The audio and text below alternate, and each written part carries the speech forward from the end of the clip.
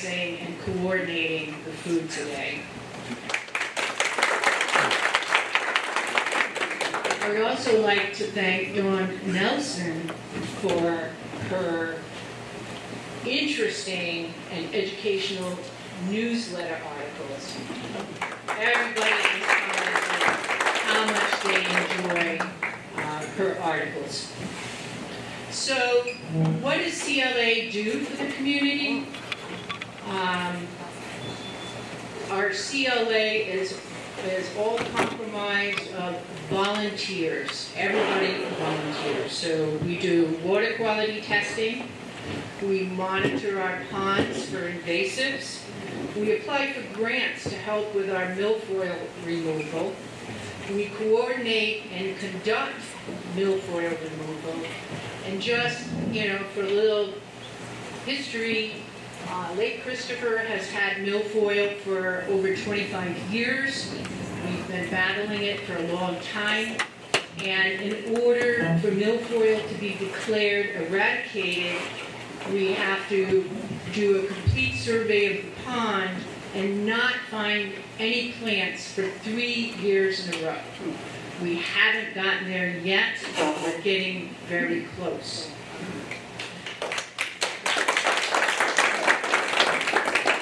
So the CLA also, we field questions about noise, boat activity, algae bloom. So if you think you have an algae bloom, please contact us. We field questions about runoff, erosion, septic issues, docks, boats that disturb vegetation, erosion from wake boats, water level fluctuations, and often people are really confused on who to contact for regulations and enforcement. And so today, our guest speaker, Luke Frankel, is going to give us some ideas on who to contact for what. Looking forward to that. We also provide quick keys. We do invasive plant patrols. And when you sign up for an invasive plant patrol, we try to educate you on what to look for. You will get a free color quick key that you can keep on your boat. So when you go out and you think you found a suspicious plant, you can actually look it up. And if you find one that you think is suspicious, it's crucial that you contact us, because the quicker we can deal with it, the easier it is to get rid of it.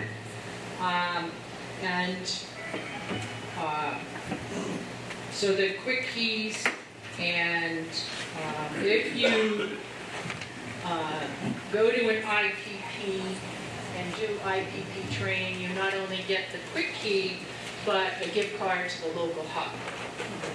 So the more eyes and ears we have on the pond, the better we are. The CLA provides 2 newsletters every year, and it provides updates on what the Lakes Association is doing. We have an IPP, an invasive plant patrol, scheduled for July 18th at 9 o'clock at Lake Christopher, and we meet at the Lake Road boat ramp.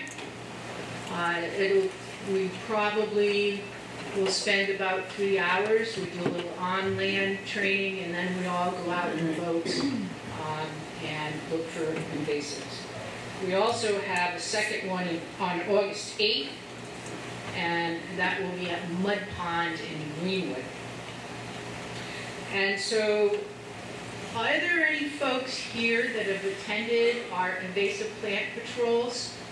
If you have, can you please stand?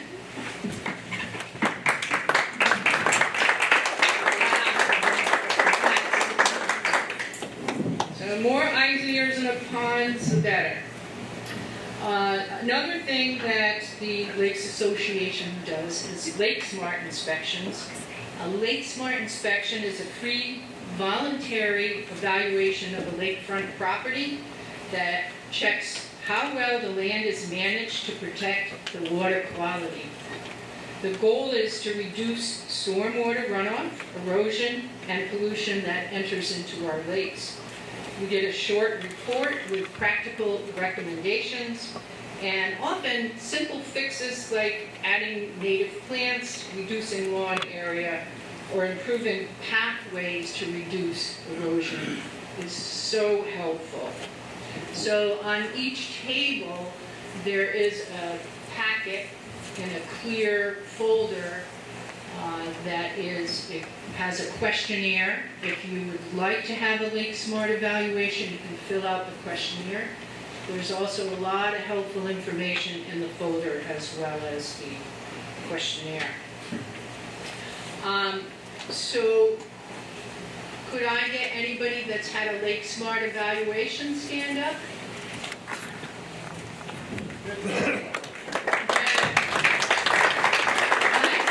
We need to do more. So our Lake Smart evaluators are Karen and Tom Franks. If you guys could stand up. Mike Haney, Martha Kelly, Jim Chandler, Carl Plasman, myself, Dave Hansen, Shauna Schuschler, Ben Riegel, and Kimberly Ginta.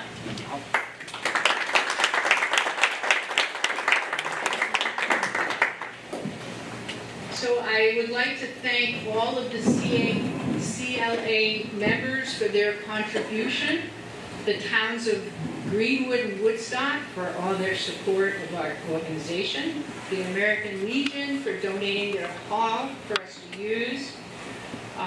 Another thing we do is, and it's here, we participate in the Festival of Trees, and it's a fundraiser for Shriners. So the people that contribute to the Community Lakes Association Festival of Trees is Bethel Adventure Tours, Dave and Pat Hansen, Dwight Mills, Far Windaway Nature Preserve, the Gem Movie Theater, Greenwood Bean, Healing Home Foods, Kelly Bickford, the Maine Mineral and Gem Museum, Mount Abram, North Pond Home Performance Test Center, Tom and Karen Franks, True North, and our tree this year, once we added up all of the donations, that tree was worth $1,500. Wow. So the person that won was extremely happy, and they called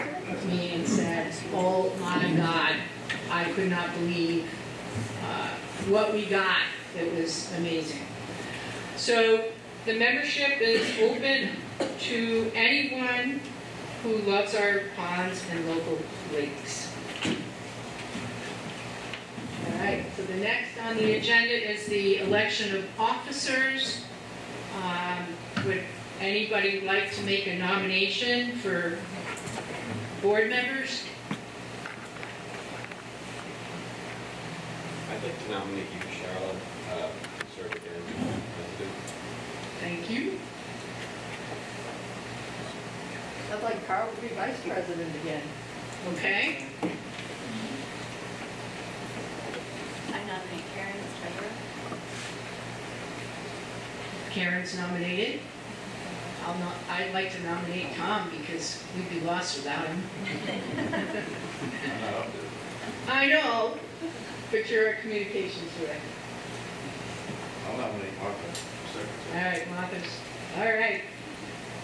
So, all in favor? Aye. All right, it's passed. And next up is Karen, who's going to do the financial report.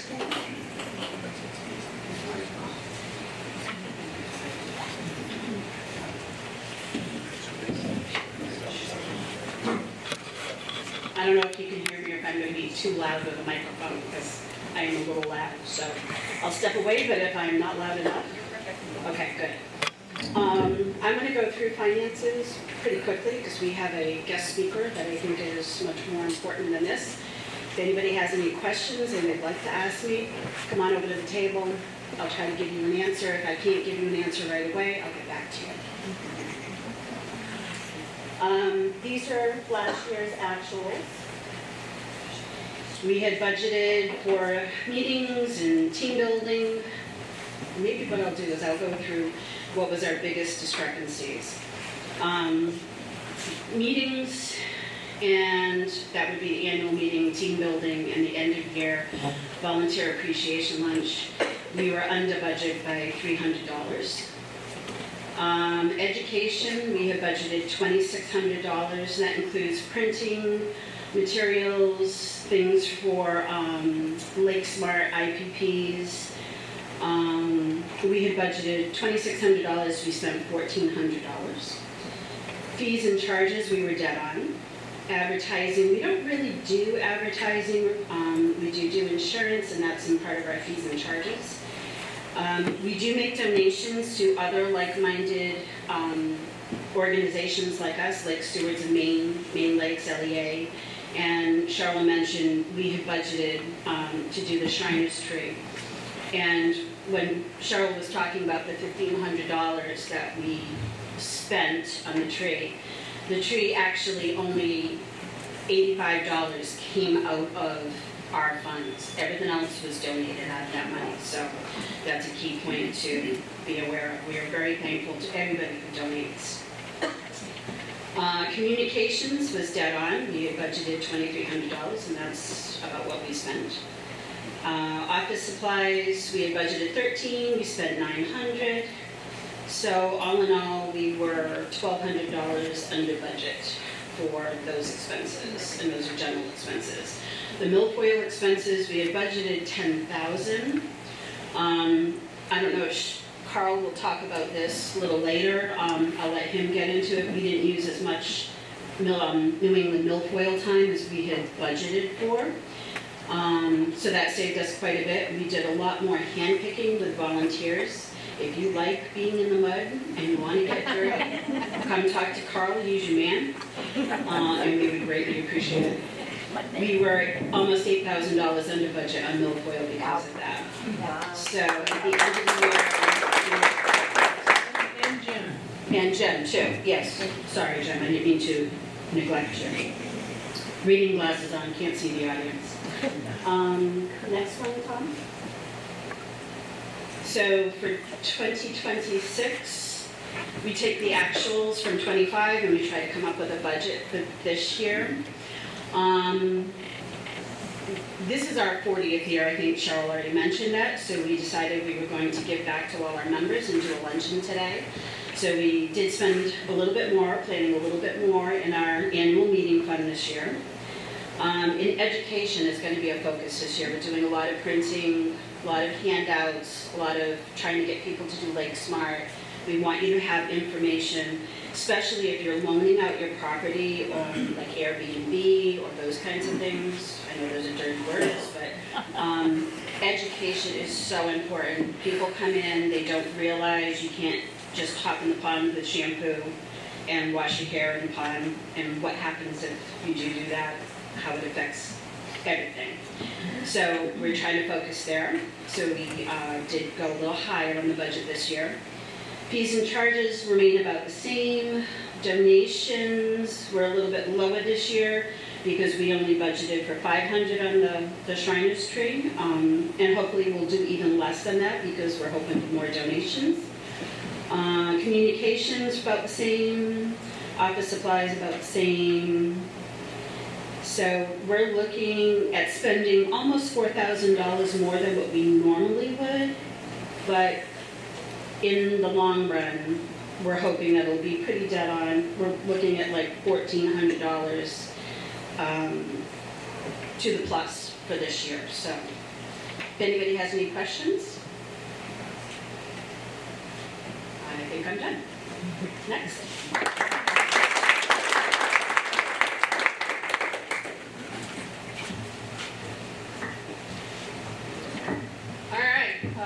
Next up is our guest speaker. So if you ever found yourself unsure who to call about a lakeside issue besides CLA, about erosion or water quality or wildlife concerns, or anything in between. Luke Frankel will provide answers. So Luke Frankel is the Woods, Waters, and Wildlife Program Director and Staff Scientist for the Natural Resources Council of Maine. So in his role at the Natural Resources Council of Maine, Luke leads NRCM's team focusing on protecting Maine waters, woods, and including Maine's Great North Woods. And he advocates for policies that present conservation opportunities and working to stop threats. Luke crafts and supports policies that protect vital terrestrial and aquatic ecosystems, bringing his scientific expertise and deep knowledge of the regulatory landscape to protect, restore, and conserve Maine woods, waters, and wildlife. Before joining NRCM, Luke served as the Coastal Monitoring and Modeling Lead at Phoebe Environmental. It's a small environmental consulting firm based in Portland that specializes in helping local communities protect their water resources. Luke holds an MS in Marine Science from the Virginia Institute of Marine Science and a BA in Earth and Oceanic Science from Bowdoin College. Luke's master's research focused on evaluating the efficacy of past nutrient management actions on water quality in the Chesapeake Bay, where he worked closely with colleagues at state and federal agencies to inform future monitoring and management efforts. And Luke lives in Portland. And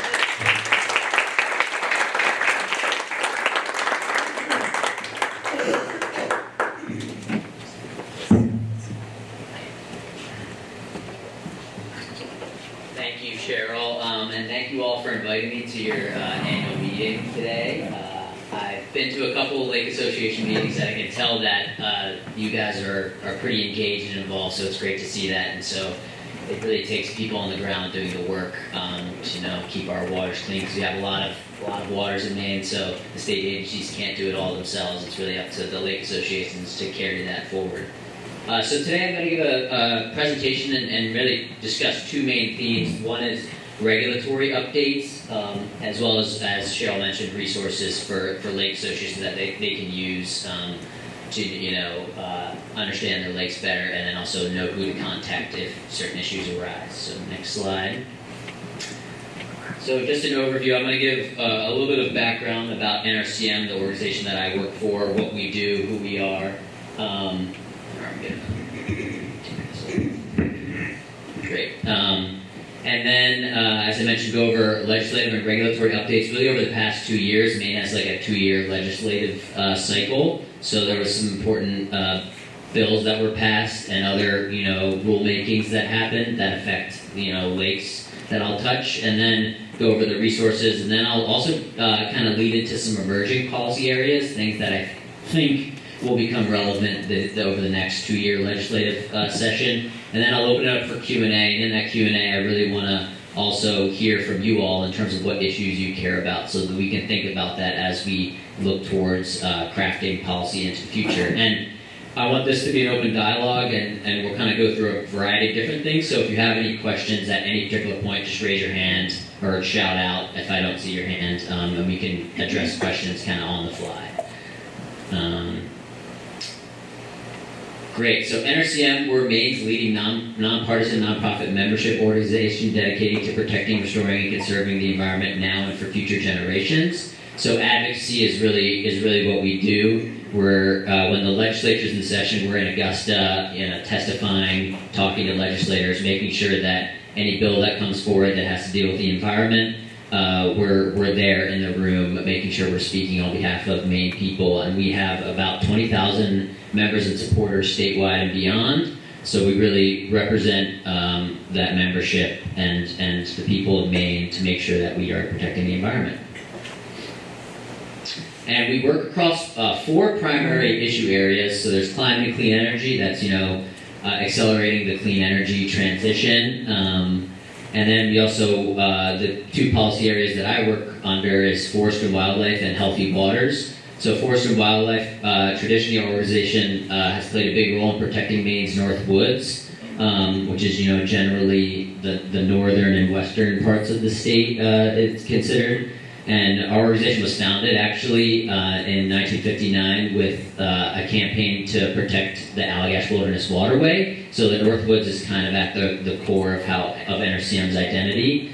And then my background, as Cheryl mentioned, is kind of in the water quality side of things. So Healthy Waters is really where my heart lies in this work. And so we kind of advocate for policies and practices that safeguard rivers, streams, lakes, coastal waters, you name it. And then finally, a big program that we have is Sustainable Maine that has to do with, waste, recycling issues, that sort of thing. So we're a bit unique in that we operate across all of these areas. So there are a lot of issues that come up where there's intersectionalities, particularly, today with climate and clean energy. All renewable energy projects kind of often have some environmental impact. So we as an organization are pretty well equipped to, because we have climate and energy policy experts as well as kind of natural resource experts, we're well positioned to evaluate those holistically to kind of, because it's always a trade-off between environmental impacts and climate benefits. Next slide. And we work kind of just some nuts and bolts. Everything we do is in partnership with other organizations. So we really work on building diverse partnerships and coalitions. Related to lakes, the Lake Protection Coalition is a recent coalition that has been formed that some of you may have heard of. And Maine Lakes, as well as LEA and other groups have been leading that charge. So we're not a part of that coalition, but we'll work closely with that on some policy issues that I'll talk about in a minute.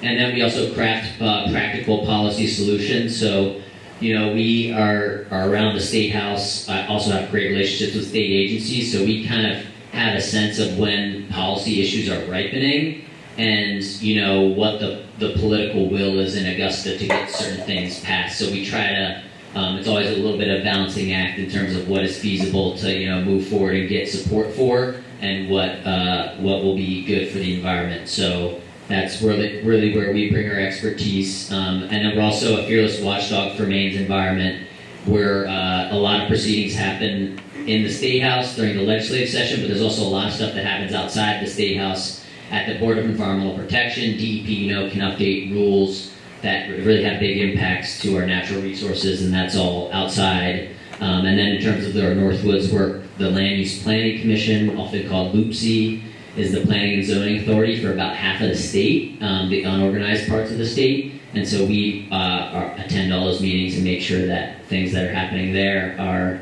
also, the environment is being considered.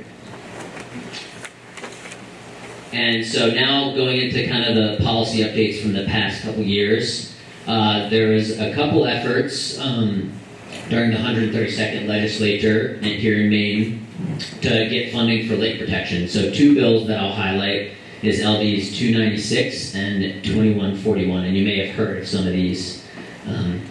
Next slide. So the first bill, LD 296, is an act to appropriate funds to the DEP Lake Water Quality Restoration and Protection Fund. This was a fund that was established in 1987 and was funded back then, but kind of became mothballed. And let me get a sip of water.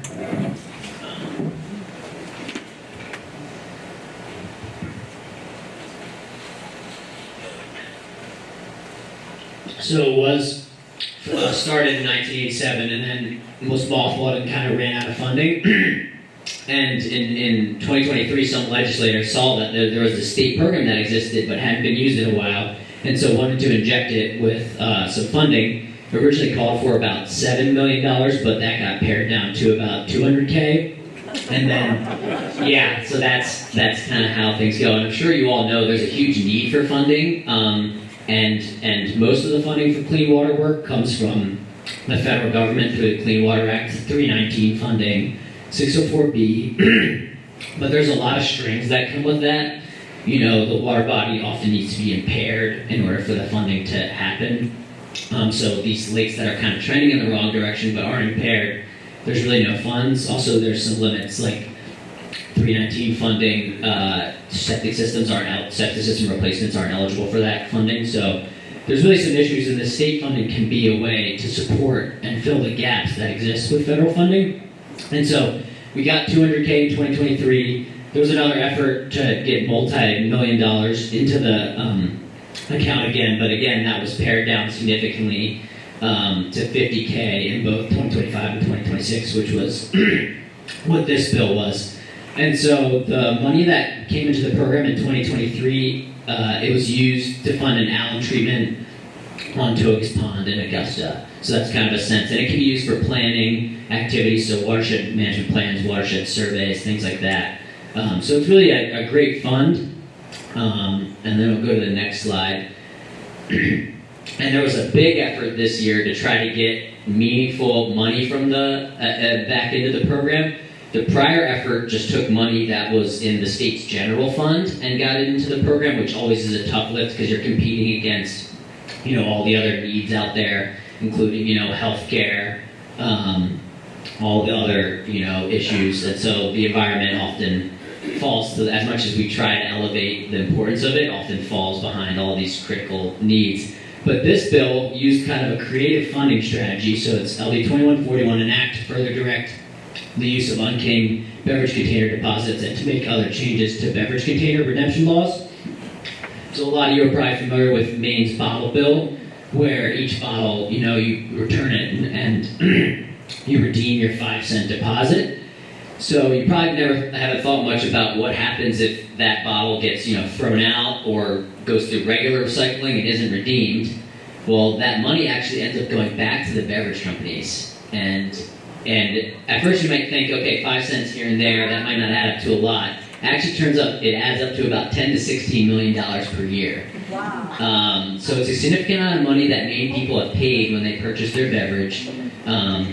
And it really, and ideally the program's set up that when you have high redemption rates, eventually that should go down to close to zero, but world's not perfect. A lot of people coming from out of state aren't familiar with Maine's bottle bill, so there always is going to be some amount that gets unredeemed. And so this bill intended to take $2 million of that chunk and put it into lake protection and $2 million into farmland protection. So this was a massive effort. You know, Maine Lakes, the Lake Protection Coalition that I mentioned, really worked really hard, but as you can imagine, the beverage companies worked very, very hard and had a lot of funding to fight this bill. And so it ultimately did not advance. The timing was also not great because the bottle bill was just updated a couple years ago, and so it's still being implemented. So they argued there's a lot of uncertainty about how big that, as you can see, there's a delta of $6 million there. A lot of uncertainty how much money is there and how it's being used. So this is an effort that, you know, could be pursued again in the future. And I think there's a good opportunity. And a lot of other states that have bottle bills used unclaimed deposits for environmental causes. So next slide.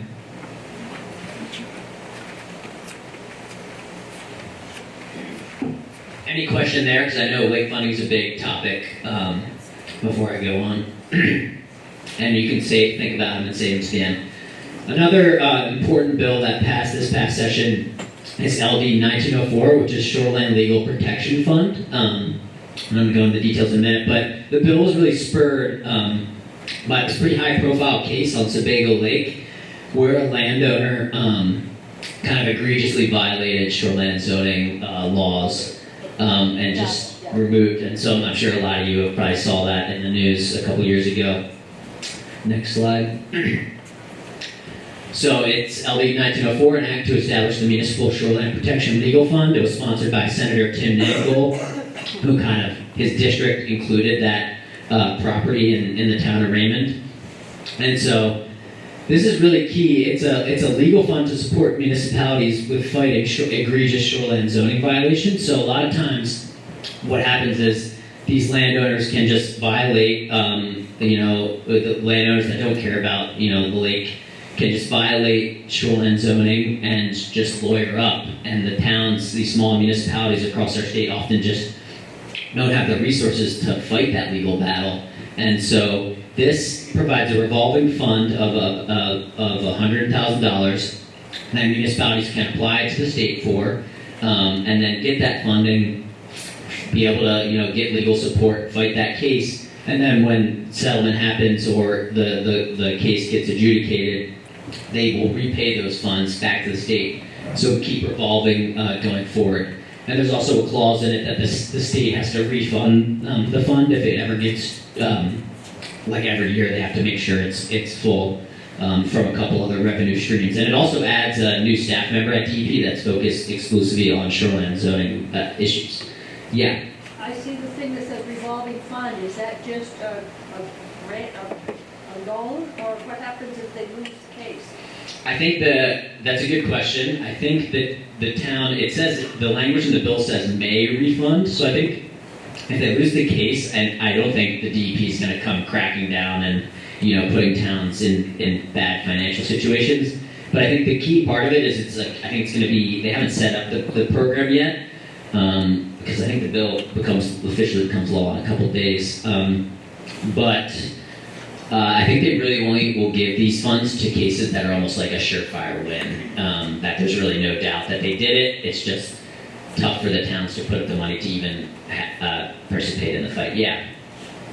So is the idea here, if somebody violates the code and they're, a penalty or fine, is that are forced against them, they lawyer up and fight that, and the towns just fold because they don't want the legal expenses involved with fighting it? Yeah, I think that's what this fund. Yeah, exactly. That's exactly what this fund is for, because I think this is something that's been seen in a lot of different municipalities play out. So this is a big win. It had a fiscal note of $200,000, and as I mentioned, there's a lot of need out there in the state level right now.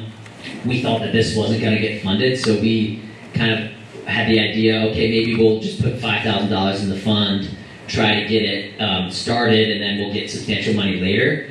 But to our surprise, the Appropriations Committee decided to fully fund this bill, which is excellent. It was kind of a surprise to a lot of the environmental people tracking it. And one reason for that is I think it's because they killed the other lake protection fund, the bottle bill. I think they felt compelled to do something for lakes. And so this is really a big deal and a game changer. So I encourage to talk to your municipal officials if there's make sure they're aware of this bill. Next slide. Okay, this is not a bill, but there are some pretty important updates to shoreline stabilization regulations here in Maine. So that's the DEP's Chapter 305 and 310 rulemaking. Next slide.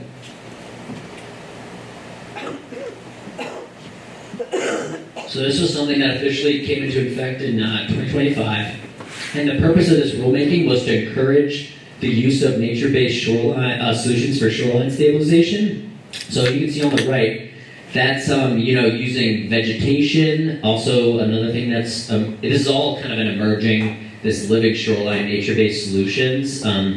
Really an emerging field that's being readily adopted by engineers and contractors across the country, and especially in the Northeast. But you can use all these creative techniques to use core fiber, which is coconut fiber, which you can see in that image there.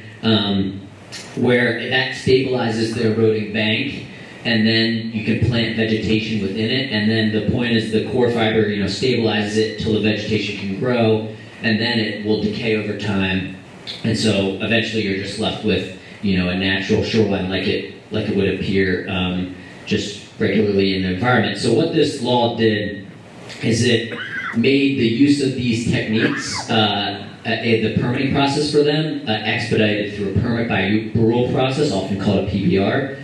And then it also has an important provision in it that requires an alternatives analysis to use hardened shoreline stabilization or riprap.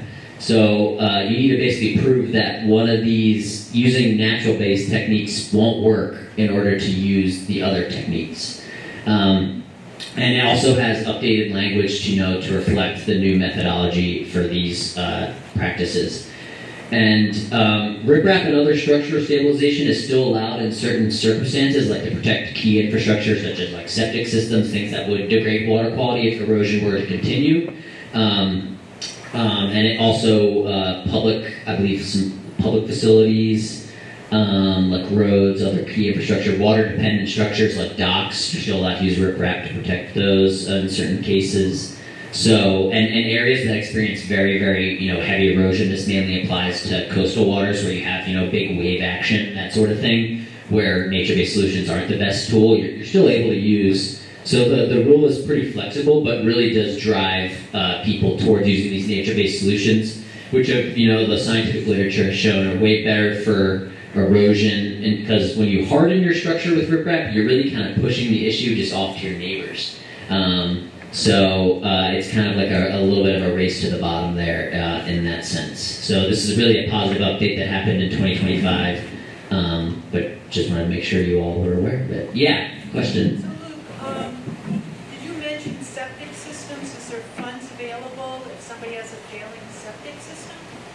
That is a good question. There are different funding mechanisms, but I mentioned that was through some of the 319 funding doesn't cover it. There are, some funding mechanisms available for septic replacement, but not many, unfortunately. I think potentially that Lake Water Quality Restoration and Protection Fund is one that could be used for septic replacement. And I'm going to touch on another septic issue in a little bit. All right. Cheryl mentioned that there was some interest in discussing floating camps, and there was some recent regulation, LD 1763, to kind of touch on this issue. Next slide. So LD 1763 was an act to regulate what the term for these structures is non-water dependent floating structures on Maine's waters. Which is a little bit of a mouthful. So non-water dependent floating structures. And so this was, there was a concern that there was a growing number of these essentially floating camps developing throughout the state of Maine. There was no regulation. They weren't classified in Maine law. And we've seen in other parts of the country them just proliferate to the point that they've caused real challenges. And the main issues, as the bottom bullet shows, is like pollution. Obviously, a lot of these places have toilets on board and showers, so where's that waste going? Navigation, if they're just being moored there, that could pose a barrier to navigation. Public access if they're moored on the shorelines, and as well as they were using one of the things that was cited is using a lot of enforcement staff time because they were getting a lot of calls about these structures. The enforcement staff, game wardens, DEP, other people municipal officials didn't know the laws around it, so they didn't know how to respond. So.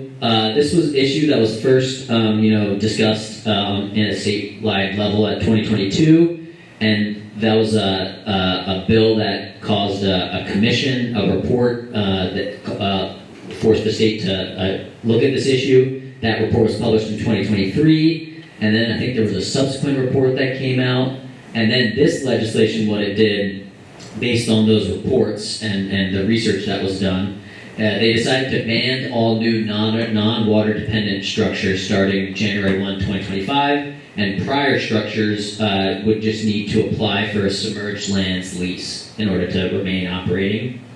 A key thing, you can see the photo on the right there, there's a compliant, boats that have engines and are able to actually function as boats are still allowed under this law. I think there's, it spells out the requirements for those and things that need to be considered. But basically, if it can operate as a boat, it is still allowed in the state of Maine. If this is really just the barges that people have that put camps on them and then are just floating and they're not actually boats. So yeah, any questions on that? Yeah. What is this submerged land?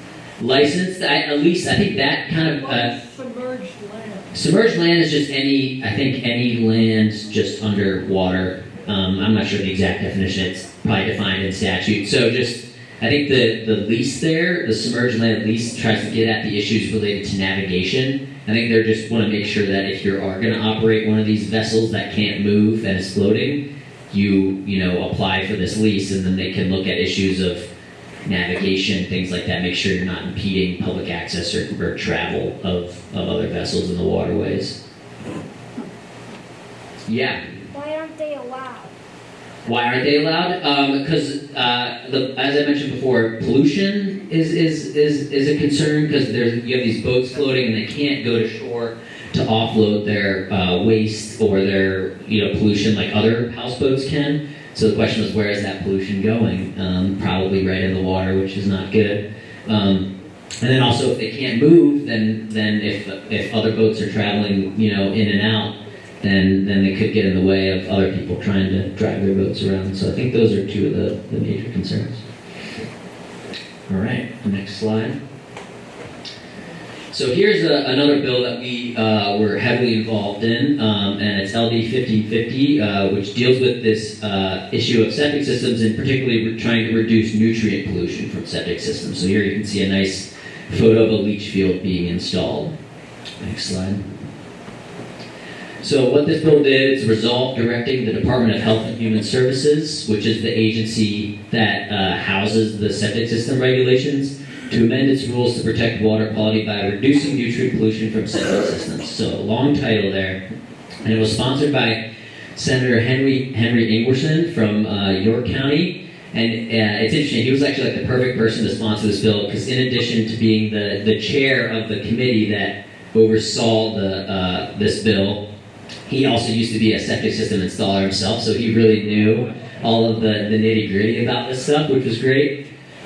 It requires, as the title kind of mentions, it requires the department to amend design standards for disposal fields, and it addresses this issue of short-circuiting, which some of you may have heard, but I'll kind of touch on that, through natural processes. So on the right, we have a diagram of a septic system. You can see, and this is particularly a mounted septic system, which I'll get into in a second. But a traditional septic system, you have the tank where some of the solids settle, and then the effluent passes through into the leach field and then leaches through the soil. And the idea is, back in the day, and this is one of the reasons why septic systems and the regulations are housed within the Department of Health and Human Services, is because obviously you don't want wastewater on the surface, pulling up on the surface. That poses a risk to human health in terms of pathogens.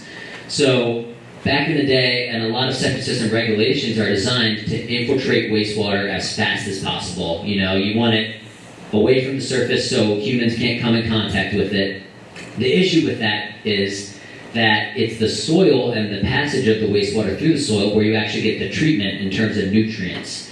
The phosphorus binds to particles in the soil, and also when you have, roots, phosphorus plants uptake nutrients when they grow. So you kind of want to find this balance where you want the wastewater to infiltrate, but you don't want it to infiltrate too quickly, otherwise you're not getting any treatment. And this issue of short-circuiting, it was termed by Dave Roque, who used to be the Maine State soil scientist. And in Maine, we have a lot of sandy soils due to our glacial history. So in those sandy soils, you can imagine pouring water in a bucket of sand versus a bucket of dirt. It'll go right through the bucket of sand. And that's kind of what happens in certain soils across the state of Maine. And then it goes right into the groundwater, you can see, and then kind of can go right out to the lake. So the concept with this legislation is for certain soil profiles where they're really sandy and you're going to get that really quick infiltration, just make it, and this is where the natural processes piece comes in, because there's all these fancy new septic technologies that do the treatment, within the system, but they're really expensive. But what you can do is you can actually use a traditional mounted system, which is a slight cost increase from a standard septic system, but not much. Basically just that pump is really the added cost. And so if you're in one of these soils that really has this issue, you can essentially pump it above ground, and then that it's really the organic horizon right near the surface where you have the grass or other vegetation growing that gets a lot of the treatment. So it's really a good way to do this. And so this legislation kicked off rulemaking. That rulemaking hasn't happened yet. So we're kind of staying on the department to make sure that this happens. But will be coming soon. And only applies to future septic systems that are built not retroactively. Next slide. So in support of this effort, we developed a mapper statewide using statewide soil data that has varying resolutions. And so you can scan the QR code if you'd like to pull up the map. And I also linked it in the PDF, which I believe will be shared later. But here I'm showing the map, and don't get too freaked out yet, just seeing all the red. So this is based on the soil type that is present, and that factors in, shallow bedrock as well as how sandy those soils are. So to just at a broad brush, there are some, in this area, this is kind of looking at North Pond and South Pond here. There are some soils that have a high potential to be at risk for short circuiting. One thing I'll mention is the soil data. Obviously, it's mapped statewide, so it has varying levels of accuracy. Particularly as you move north in the state, the accuracy gets less. The data gets less accurate. So this kind of bar here, consociation, are the ones that don't have any hatching with it. Those are the most accurate. That's where the soil surveys are pretty accurate. They kind of know that that's the soil type at the location. And then there's complexes and associations, which are least accurate, where they kind of just do a broad survey, say, okay, we think it's this soil type. So you can see most of this area actually is that association type. So it's the least accurate. So obviously with any statewide web-based soil survey, you need to ground truth it. So definitely all this data needs to be ground truth. But I just wanted to show this as an illustration that this potentially is something, an issue that could be prevalent in your watershed. And then next slide. Here's kind of the southern half. Again, you can see, some potentially some high-risk soils, but again, the data in this part of the state is not super accurate. Another question. Yeah. So would planning boards be the town group that would monitor the septic system to see if it meets the standard, or what? So there's the septic system regulations. The DHHS has chapter law that outlines all of the design standards, and so the idea is they would update those design standards, and then I believe it's mainly the septic system installers who adhere to them, but I believe the planning board probably reviews some of my understanding is they review those applications, the design plans. So it's really the designer who needs to get in the nitty gritty, but I guess ultimately it would be up to the planning board to kind of make sure everything is in line with the regulations, is my understanding. Okay, next slide. Another bill that was passed is LD 646, which is a study commission to study stormwater. So next slide. So again, it's a resolve establishing a commission to study unmanaged stormwater. And so unmanaged is the key. So there already are a lot of regulations in place to manage stormwater, both at the federal and state level.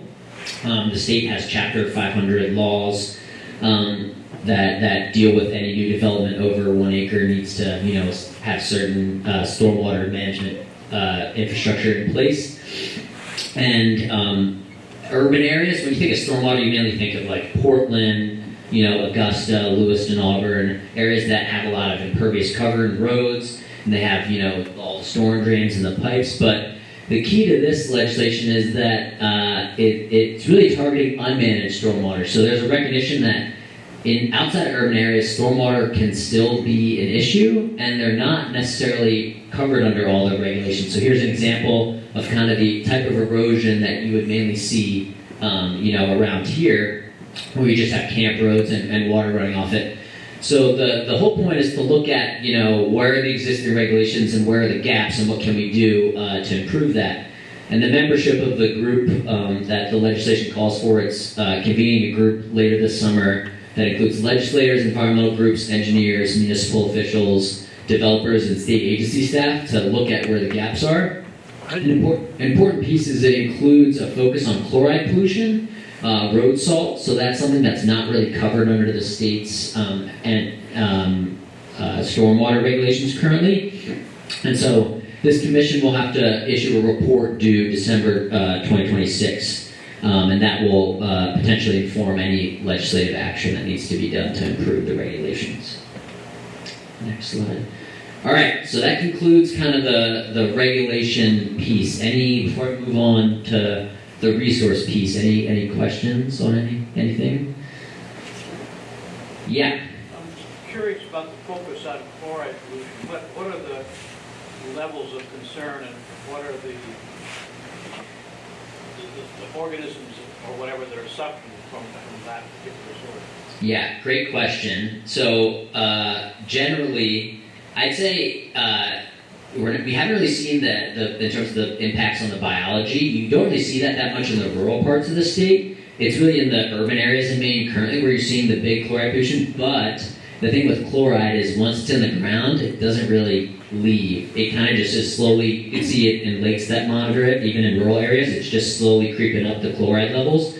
And it's a bit of a gradient in terms of the impact. So even at low level, like Maine has a threshold for chloride where it like an acute and chronic level where you're going to impact the biology, and that's like you're going to impact the biology big time. But even at lower levels, when it starts to creep up, you can start to lose some of the most sensitive species. And it's really where you see it the most and where the state kind of evaluates it the most is in the macroinvertebrates, so the bugs that you find. That's how the state kind of determines attainment of a water quality standard. A lot of it's driven by the sampling of these bugs in the streams. And some bugs are really sensitive, and others aren't. And obviously, the bugs are kind of the algae is the base of the food webs, then the bugs are the next step up. And so if you have a dramatic change in the composition of the bugs, then it's going to impact the fish, it's going to impact the birds, it's going to impact, it kind of has a broad impact. So that's kind of, I guess, the level that it impacts. And I've done some, in my prior work in consulting, did some stream surveys in Capissic Brook, which is a stream in Portland that's impacted by stormwater and chloride.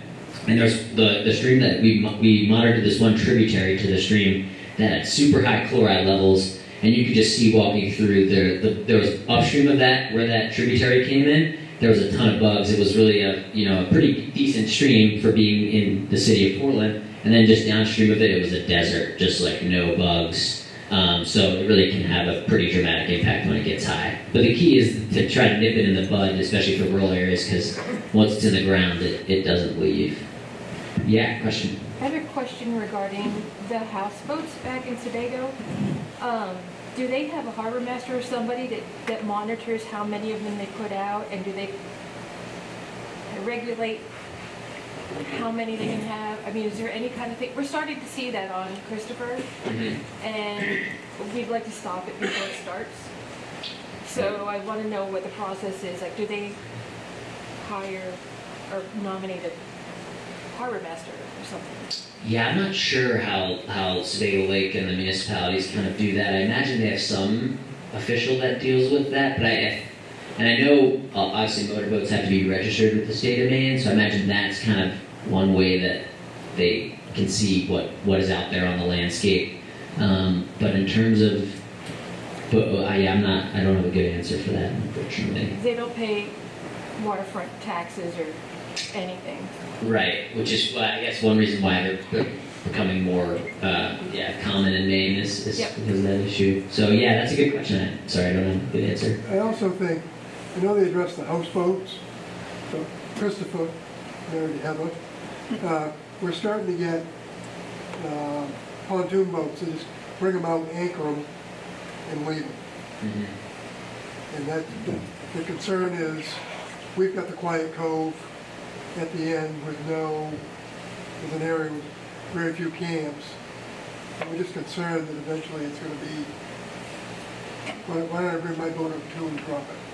Yeah, that's it, and I'm not sure if there are any regulations in place in terms of. Vague, I'll tell you, because they don't have any laws really addressing it. Yeah, so yeah, I imagine that could be an issue that keeps getting brought forward. I think, yeah, I'll have to look into how those are regulated and can get back to you. Well, I hate legislation, good legislation, but is there a way that it can be regulated either through this association, the towns, or no idea how to proceed. Yeah, and then that's tough because, because the lakes are technically like property jurisdiction of the state, and then, yeah. That's why if there's a harbor master, then there's this sticker involved that you have to pay for in order to supplement your waterfront property that you now have. Yeah, yeah, no, that's a good idea. How are we doing on time? 9:53. Good for. Yeah. Okay. All right. Great questions. We'll have, I think, hopefully some more time at the end to answer more. But to get into resources for Lake Associates, obviously there's a couple different, types of organizations that can help. There's obviously state agencies, DEP, Department of Environmental Protection, and DIF&W, Department of Inland Fisheries and Wildlife. A lot of you, I'm sure, are familiar with those. So I'll go into some resources that they have online, as well as who to contact for what kind of issue generally. There's also statewide lake NGOs. I'm sure a lot of you are familiar with Lake Stewards of Maine, has already been mentioned. They do all the certified lake monitoring work, and then Maine Lakes. So I'll go into some resources that both of them have, as well as, the municipalities are great resources in town, code enforcement officers, and planning boards. Next slide.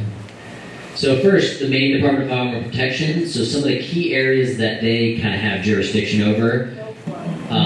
Cyanobacteria blooms. Obviously, you can see this is a lake experiencing a cyanobacteria bloom and a Secchi disc being deployed. So there's some resources there and a whole team that focuses on that issue. They also have a biomonitoring team. I mentioned they sampling the algae and also the bugs in the streams. And that's really determines attainment of water quality standards, and they have a lot of resources online where you can look at that data in a great way. There's also the volunteer, kind of like Lake Stewards of Maine has the volunteer lake monitoring. There's also a volunteer river monitoring program that DEP houses, as well as resources and databases that show all their data statewide. And then obviously invasive aquatic plants. You can see milfoil shown there. They have a whole program at DEP that helps deal with those issues. And then the bottom right corner, MELS, I'll get into that in a little bit, but any issues related to permitting or licensing, DEP has started a great new online web mapper where they're slowly populating it with all of their permitting stuff, but their goal is to eventually, any application that anyone in the state does for shoreline stabilization, anything that requires a Natural Resources Protection Act NERPA permit, site law permit, anything, stormwater permit, that will be publicly available, all the documentation related to it on this web mapper that's really easy to use. So that's a great resource if you want to check on your own permit that you submitted, someone you think is doing something fishy with their development, you want to make sure they got all the right permits, that's a good resource as well. Next slide. Cyanobacteria reporting. So this is they have a reporting dashboard that shows, where cyanobacteria is on the state in the state, and you can also do your own reporting. So that's a really good resource. There's also on DEP's online, you can find people to contact if you have concerns or issues about cyanobacteria. So this is a good resource on the cyanobacteria side. Next slide. And then biomonitoring data. So this is kind of the bugs and the algae. There's a really great resource that the state has where, again, it's a web mapper. You can go in, find the stations in whatever watershed you're interested in, click on it, you can see the data, whether it's passing or failing the models that they have in terms of attaining water quality criteria. So another good resource.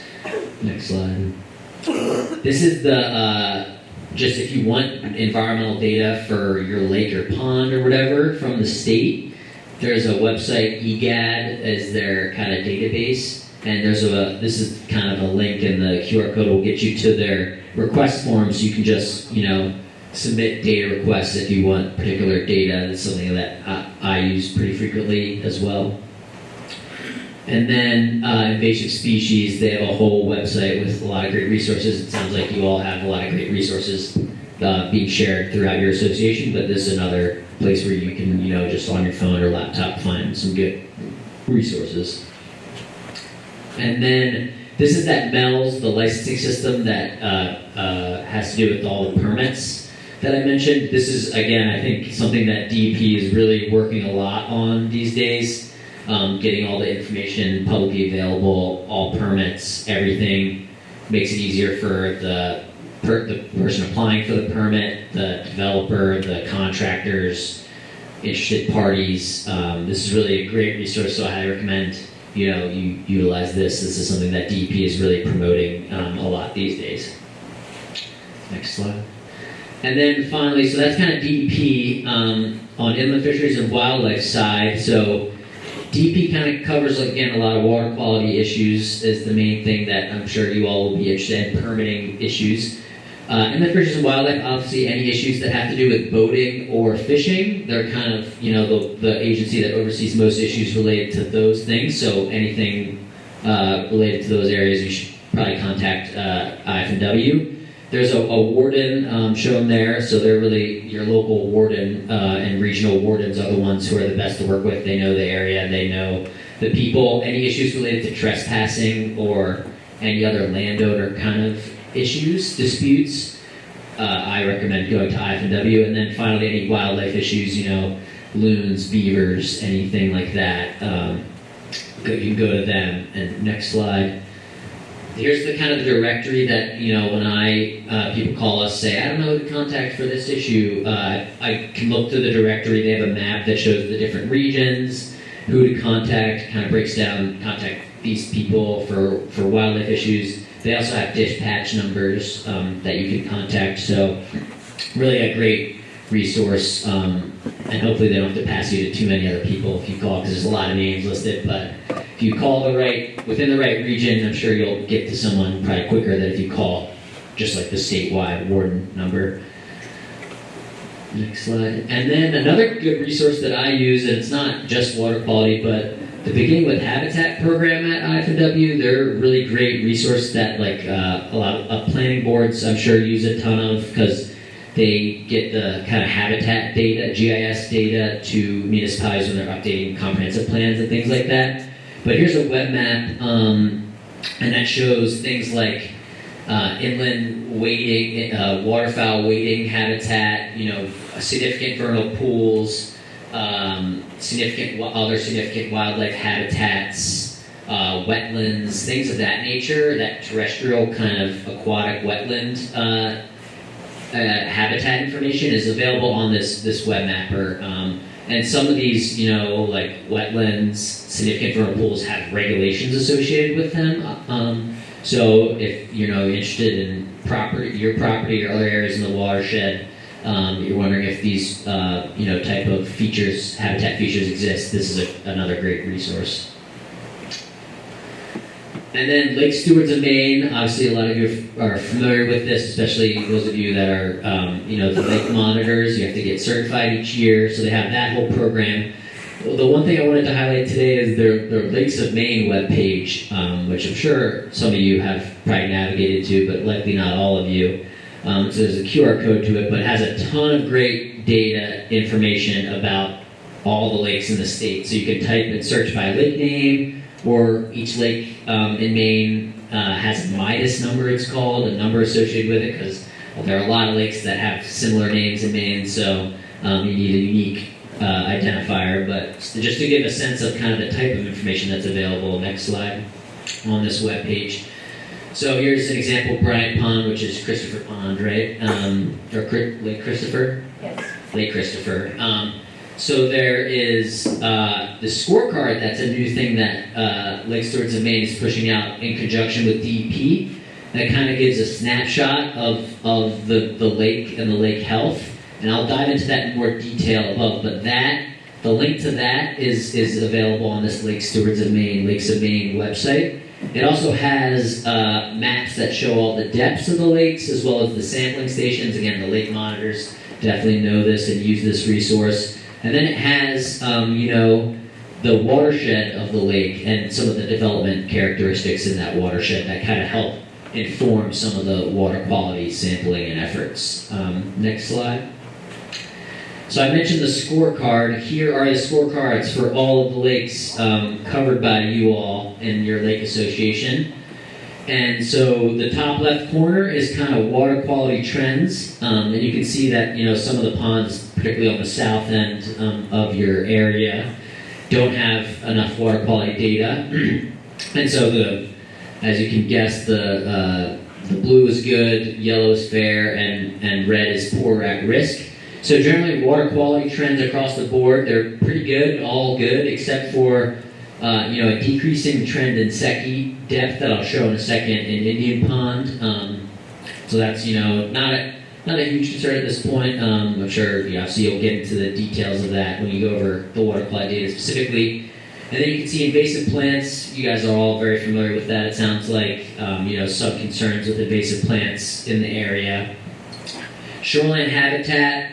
There's kind of this shoreline, you can't really read it well, but shoreline condition that kind of looks at impervious cover, gets at that issue of stormwater runoff. So watersheds that have a lot more impervious cover, appears fair on this. The ones that are mostly undeveloped have a better condition there. So that kind of is a good resource, and you can kind of, when you pull up the scorecard, click into all these, and there's good text to accompany it. Says why it got that grade, essentially, and kind of can give you more information there. Next slide.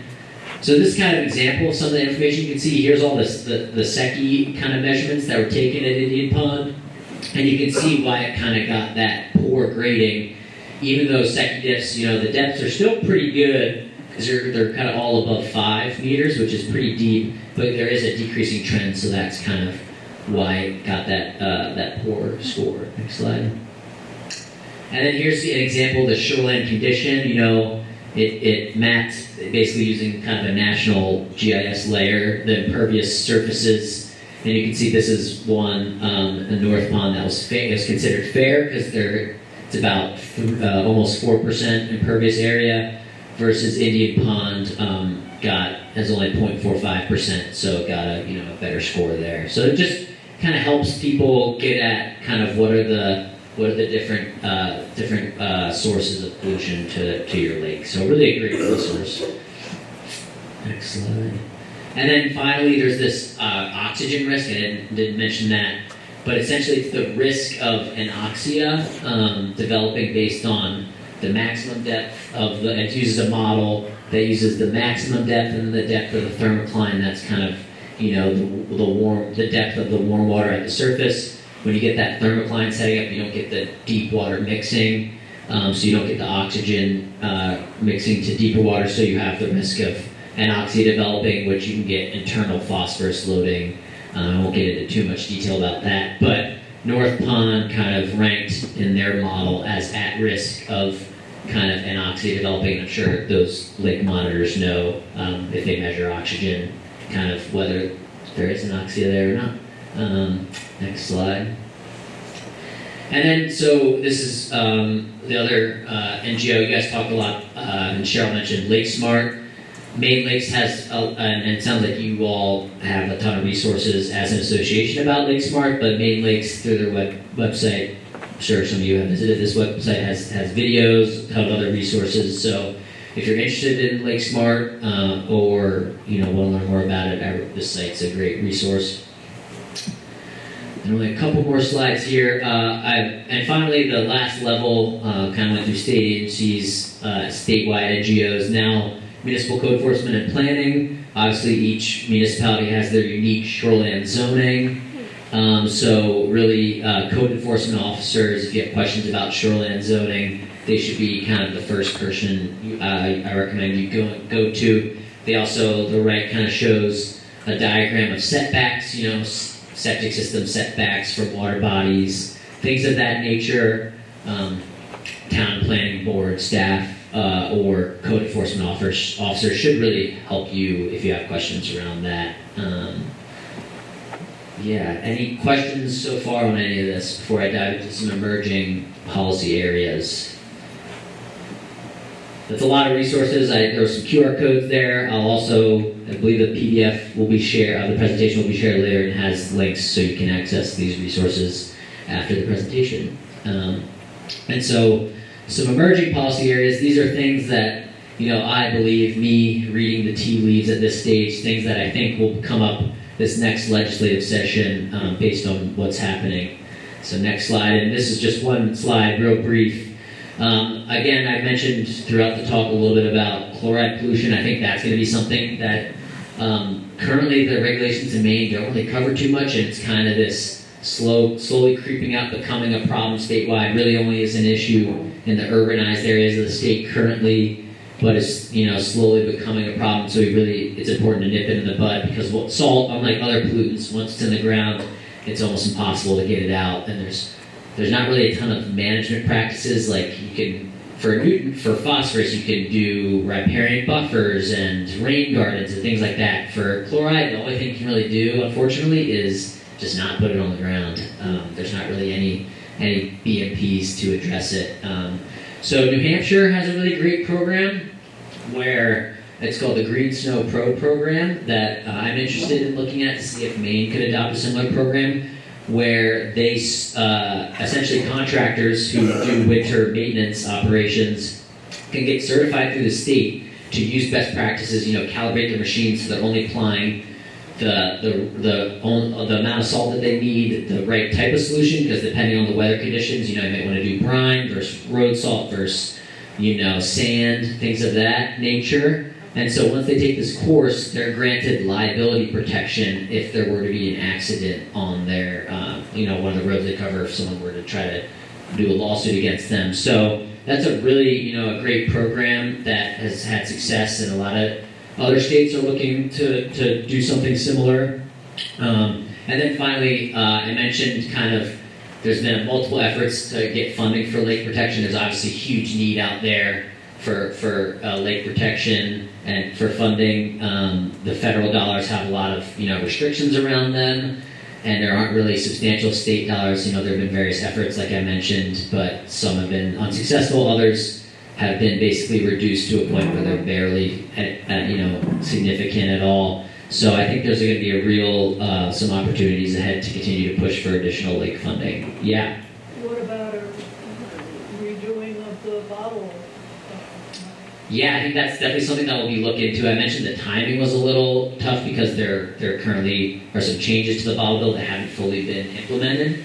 So I think that is definitely something that other organizations, including us, are interested in pursuing potentially in the future. I think that's whenever it's tough to when you're at the end of the legislative session fighting for general fund dollars, it can be tough to get those. But so finding creative funding solutions, unfortunately, is what we often have to do for environmental causes. Great question and idea. And so I think with that, oh yeah, just if you're interested in tracking either of those emerging issues, you can become a member, sign up for our email updates. We'll likely be sending our members updates. You can also take action. We alert members, hey, it's an important time to call your legislator if you live in Maine, or do anything else. And we also have events that are open to members and non-members statewide. And you can follow us on all the social media if you're interested in getting more info too. So I think with that, should be question. Next slide. So I'll take any other questions that people have, or I'm curious to hear of issues that you're seeing on your lakes that I maybe might not have covered, or things that you could get into more specific detail on things that you're concerned about. Yeah. Well, this isn't a question about the lake, but this young man reminded me, are there any educational programs to introduce good practice to the youth? Because they are a terrific ally. I know it was my son who we were sending to a school so he could have exposure to better policies, and I went to throw something away one day, and he said, I don't think you're using the right bin, and I never forgot it, so I think this young man with this question, we see the future right here, and the question is there any education, or does that come out of a different place? Has everybody heard the question? Can you hear it back there? I can hear it, kind of repeat it. So the question was whether education, especially targeting youth, is a part of any of these, I guess, water quality kind of management or other environmental issues. I'd say yes, definitely, watershed planning, education and outreach is a big component of that. And there are various other, outside of kind of watershed management, there's policy initiatives to try to get environmental curriculum into schools, that have, you know, kind of, a lot of them have had specific focus areas. So I think there's like a couple years ago, there was a push to try to have an outdoor like exposure component to it. So I know it kind of is something that's happening at various different levels. I know state agencies try to go out and do presentations. I know municipalities try to work with the towns. Living in Portland, I know Portland tries to engage a lot of the schools around the stormwater issues that are happening in the city. So I think various organizations are doing it at varying levels, and sometimes grant funding requires educational components to it, which is good. So that can be a good thing added in some, to think about making sure that's something that's being done for various grant programs. If we were to get more funding into that state lake funding program, maybe it's a good idea to make sure that education is a component, or at least education is, I believe it would be covered under that state, fund for like water quality restoration and protection, but yeah, it's a good idea because they're very important in all this. Yeah. One of the issues we're seeing is public access points on the ponds that are owned by the town or the state. People are coming and putting docks on them and large structures, and we're at an impasse on who regulates it and who enforces it, because it's allowed to continue now for the second year in a row, where all means of docks have been put in, and boats are coming as well that are tied up to the docks all season long. Yeah, that's a good. So have you and there's been an effort to reach out. I would assume that the IFMW game warden, or have you tried reaching out to them with this issue, or? We've reached out to just about everybody on your list and just keep kind of going around in a circle. Yeah. Because there's no enforcement mechanism to say the land is owned by, whether it's the state-owned, the town-owned, because it's going across a roadway where they own land on the other side of the road, and then they're putting the dock on the right-of-way, really. So it's been a process with no resolution. So the town owns the land on the opposite side of the road where the docks are going in and they're putting their boats in. There's only, 6 feet maybe of roadside that's not tarred. So that has been very problematic. And so the docks are going on the town land? Outside, yes. Yeah, I imagine the town should be able to. You would think so, but We haven't it's talked a about process. that either. Yeah. We tried. Yes. Yeah. Regarding squatting, I call it squatting. You move into a cove, you do that. I have a friend who had a family camp on Rangeley, accessed by boat only. Their cove, they sold the camp because they couldn't enjoy their camp, because people come up there, moor their boats, use their boats. They have to ask people to get out of the way to come off their own dock. Yeah. So I think that statewide it's going to be more and more and more. And,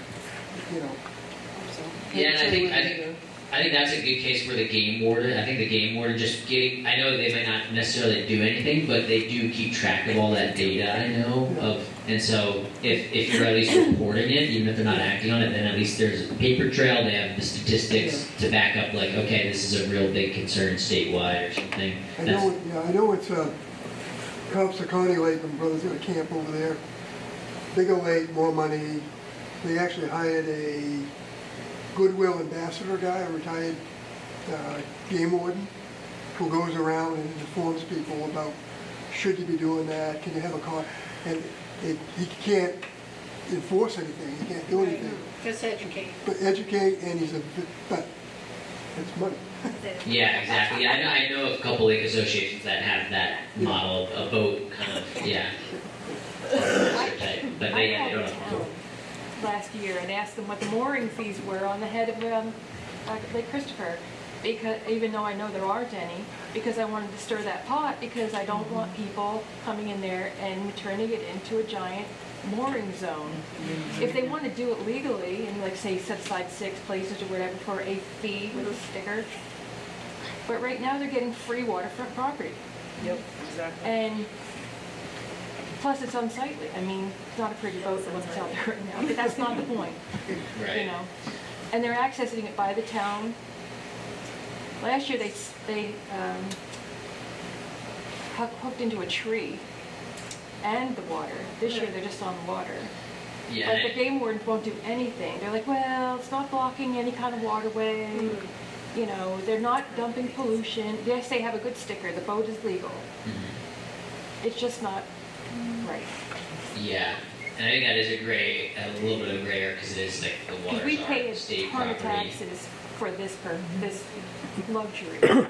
You know, they don't pay a penny. Yeah.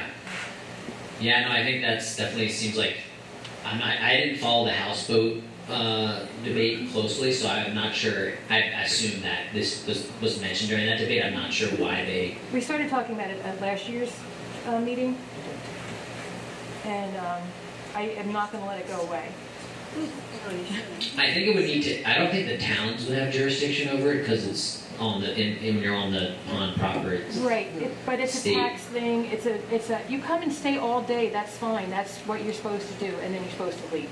Right. That's the thing. You know. Yeah. A boat should have to move. Yeah. And That's a boat, it has to move. Yep. I know there is some Bye-bye. mooring. There inland moorings. There are those. That is a thing. I'm not super familiar with that. I know. Obviously, marine waters moorings are highly regulated because the fishing community is such a big commercial. Yeah. A harbor master is an elected position through a town, or and that's what I think we're getting to need. Yeah. A comment to your point. When the game wardens were here last year, I remember Can saying. everybody hear? No.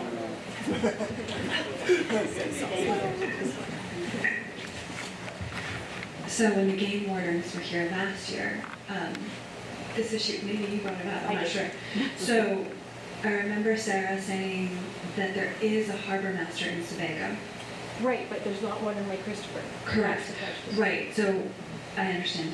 What I'm pointing at is that perhaps one of the next steps that, you know, could figure out is to contact Sebago and see how they got the harbor master, who it is, how much they get paid, what are the mooring fees, you know, to get some background to figure out what's happening, is one thought. And the other thing that stood out to me last year when Sarah was here was that she said, we may not respond, you may not see any action, but you can bet we log every single call. And so it does, as we've just pointed to, it does accumulate. The data starts to accumulate, and I think once it reaches a certain critical mass, So keep calling. keep calling. Absolutely. Get your friends to Right. call. Get other people. You know, and one of the things that I'm a Round Pond resident and Lake Rep, and one of the things that we've just sort of started talking about because of the issue of people building semi-permanent to permanent docks on this narrow strip of land is we're starting to, it's a slow process because we're all busy, you know, I have a full-time job and life and all the things, starting to gather little groups of people to see what's the next step. Is it interacting with the town and saying, hey, we're going to make a law to change this? You know, hey, do you need, like, is there a lawyer that we can get to volunteer some time so we can start to percolate these issues up a little bit higher, but it's going to take some participation and gathering that groundswell of energy. I did a lot of that last year, but I need to start it again this year. Thank you. All right, so we're kind of on a tight schedule, so one last question and then we have to move on. Anybody else have a question? No? Let's give Luke a round of applause.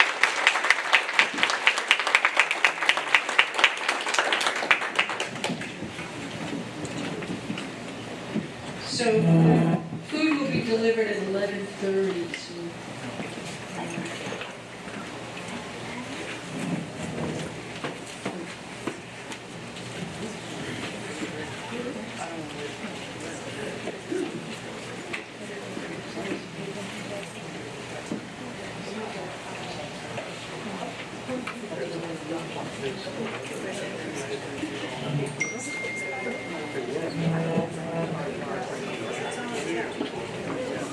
All right,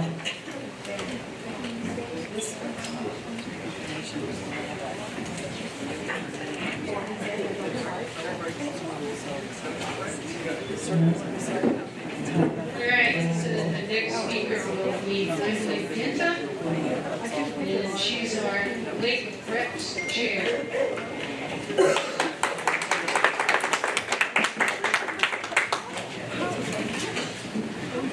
Thanks, Cheryl.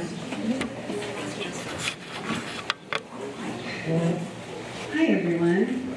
Good morning. I hope you're getting refills of coffee and juice and our roadside spring water. My name is Kimberly Jinta, and I'm a lake representative for Round Pond. And I'm here to share what it means to be a lake representative.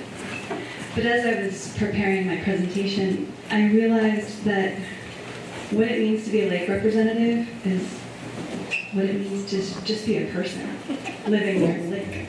It so happens that there's a couple key contacts, and I'll share those with you in a little bit.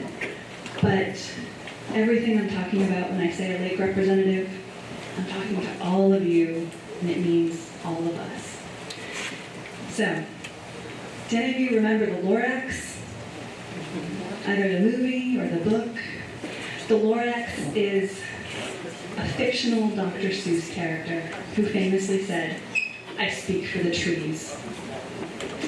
Well, lake representatives don't have a catchy name like the Lorax, but in many ways, that's exactly what we do. We speak for the lakes. And when we speak for the lakes, we're also speaking for all the beings that depend on them. The kid learning to water ski, the homeowner watching sunsets from their dock or from their boat, the folks fishing for food and fun, the kayakers, the paddle boarders, the swimmers, everyone who comes to appreciate our lakes. But we're also speaking for the muskrats, the mink, the otters, the beavers, the moose, the bears, the deer. We speak for the bass, the pickerel, the perch, the lake shiners, the frogs, the tadpoles, the painted turtles, even the prehistoric-looking snapping turtles, the freshwater mussels, the tiny plankton and algae that form the basis and health of our lakes. We speak for the water lilies, the duckweed, the bladderwort, the native milfoil, the dragon and damselflies. We even speak for those, and I will jump out of my kayak or capsize it intentionally if I see one of those giant water spiders. We speak for them too. The kingfishers, the loons, the eagles, the mallards, the geese, the chickadees, and the countless other species that call these waters and the shores of these waters home. Our lakes are alive in a very literal sense. So I have an analogy most of us can relate to, and that is, think about the last time you went to the doctor and you got that little clippy thing on your finger. Why? To measure how much oxygen is in your blood. And if your blood oxygen levels fall too low, you feel dizzy, headachy, short of breath, confused, and eventually other bad things can happen. The waters of our lakes work in much the same way, and that is everything alive in it depends on the dissolved oxygen within the water. Without it, aquatic life suffers, fish become stressed and die, phosphorus can be released, and cyanobacteria can bloom. A healthy lake, like a healthy body, has just the right amount of oxygen. Our blood reveals other things about our health. We sometimes get blood drawn, and two common tests are for sugar and cholesterol. We're probably all familiar with, or at that age. And that gives us information about how we're doing. A few ice cream sundaes over the summer from the Sugar Shack? No problem. Ice cream sundaes for every single meal could start to signify some problems that will show up in our blood.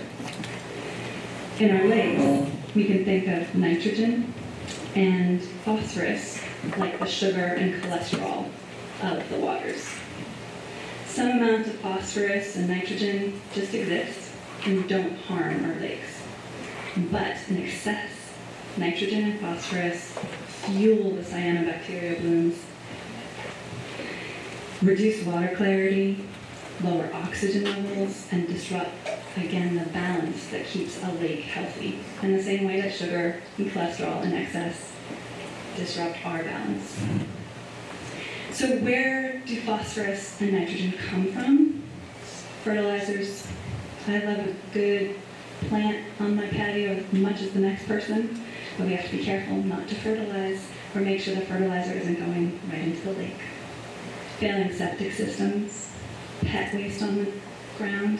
I have a big golden retriever and you better be sure I'm scooping that every day. Leaking antifreeze from car.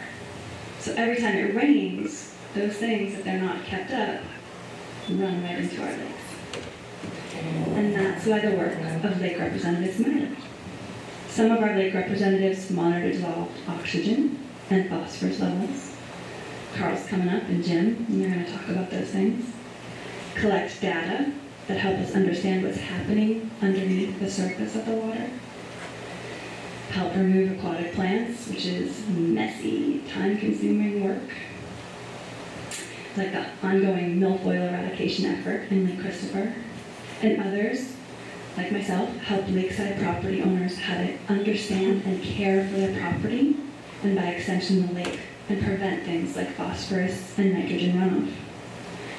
So lake reps serve as connectors.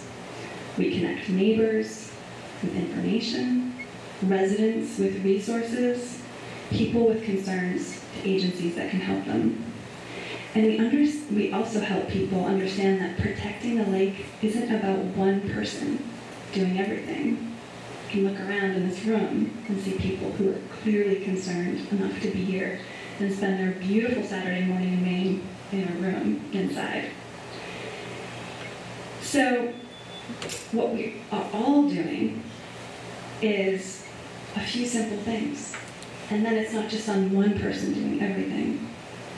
We're homeowners maintaining the lake smart shoreline, making sure our septic system is functioning properly, picking up after our dog, making sure our cars aren't leaking, and informing our visitors and guests that we might see about their boats, cleaning off any plants that might have been on them. And members spending a morning looking at, it could be a pleasure cruise in your kayak, just looking at the plants that are living underneath the surface. All of these add up. One of my favorite things about the CLA board members and our group of lake representatives is how diverse we are. And I'm sure that diversity applies to everyone in this room too.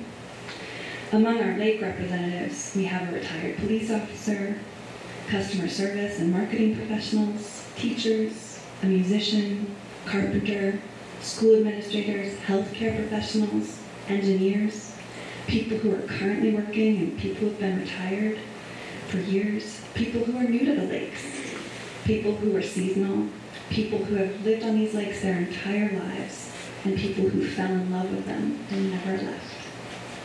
So, I'd like to introduce our lake representatives. Kelly Bickford, I don't think I saw her. Well, she's the Twitchell Pond lake representative. Lori Fitch is at another event, and she's the South Pond lake representative. Dave Hansen, if you wouldn't mind just giving us a wave, Dave, from Indian Pond. Jerry Nelson from Mud Pond. Thank you, Jerry.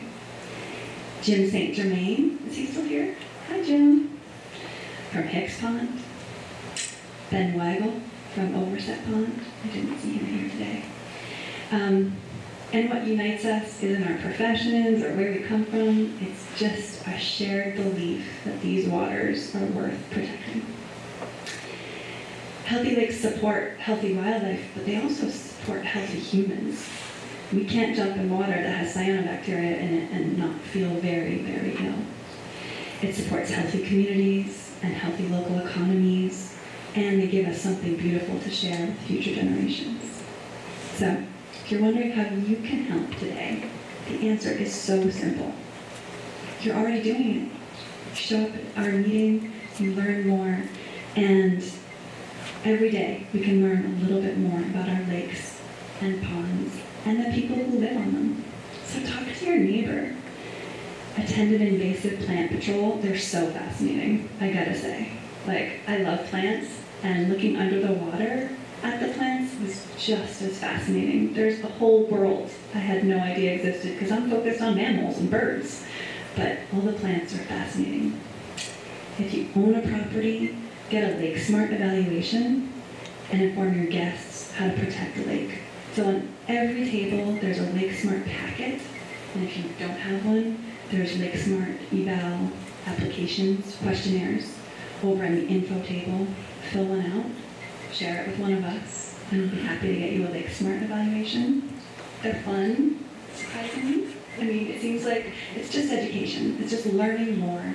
No one's doing anything wrong. It's just what we can do a tiny bit better. If you have a boat, you can volunteer your boat for water quality testing. I'm not exactly sure what kind of boat, so maybe Carl would know that. And Carl will be sharing more about that in a second.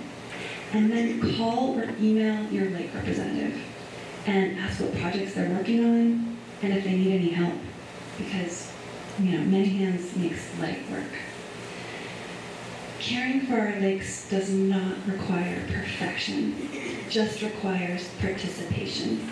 And together, we can all speak for the lakes and for all the life that they sustain and contain. Thank you so much.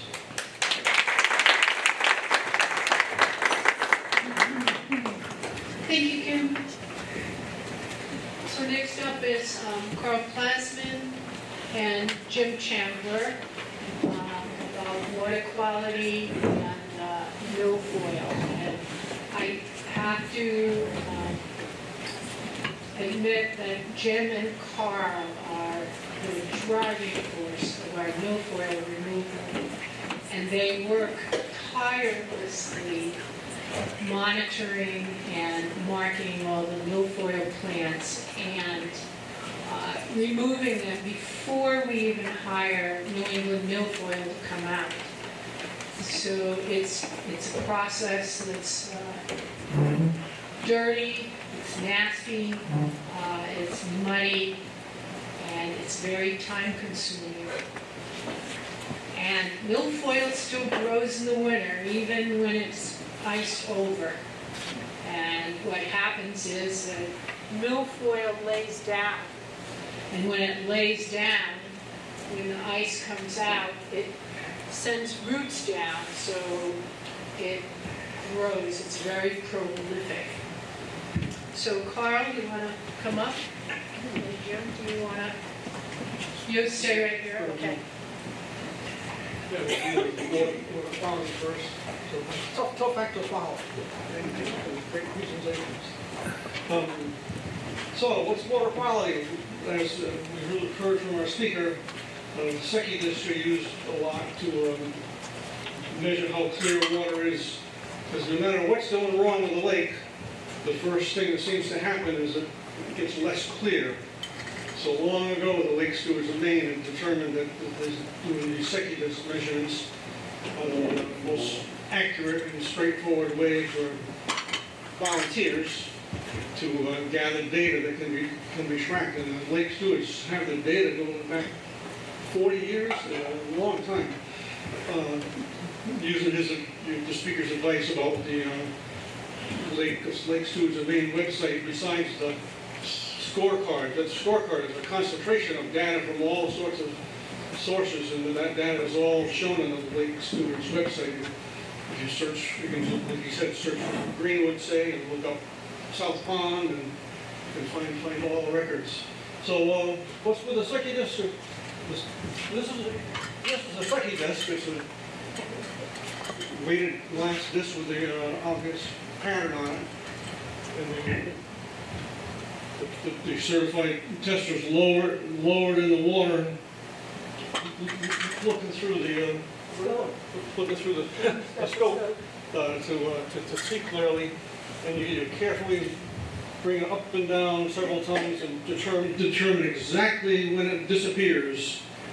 And you pinch off the calibrated tape and then record the depth, which is often more than 20 feet. It's pretty spectacular how clean some of our lakes are. Like South Pond is our clearest water by far. And on the other hand, when Jerry works at Mud Pond, it's so clear the secondary is visible on the bottom, so it doesn't give the same result. And also Round Pond is shallow enough that this goes to the bottom. But it's worth doing anyway, because the danger is that if there's more algae than there should be, you won't even see 2 feet into the water. So you have to keep an eye on it just as well. So, as we said, the lake stewards are being trained, certify, and provide the equipment to the lake monitor for each town, each pond. And phosphorus is very important, because only a tiny bit of phosphorus is in the water, but only a tiny increase makes a huge difference. It's measured in parts per billion. And I think our ponds they're not the cleanest. There's a super clean category like the northern lakes, and medium, still very clean area ponds like around here have like 3 to 5 parts per billion, I believe, is the expected range. And I'm happy to say that almost all of our tests always are in the expected low range, but just a little increase can cause terrible trouble. The trick is that scientists say that all these lakes they die from 1,000 little cuts. There's usually no big, one farm, say, polluting the pond. Usually it's a little here, a little there, an old septic system here, a new dirt road, in the watershed, could all contribute to add a little bit too much phosphorus. And dissolved oxygen is Kimberly so skillfully explained, is very important. As the lakes cool and warm up and the temperature stratifies during the summertime, cold water down deep never gets mixed with by the wind or waves or anything, and it can get low on oxygen in the deep water. So we have CLA has 2 of these beautiful handheld meters.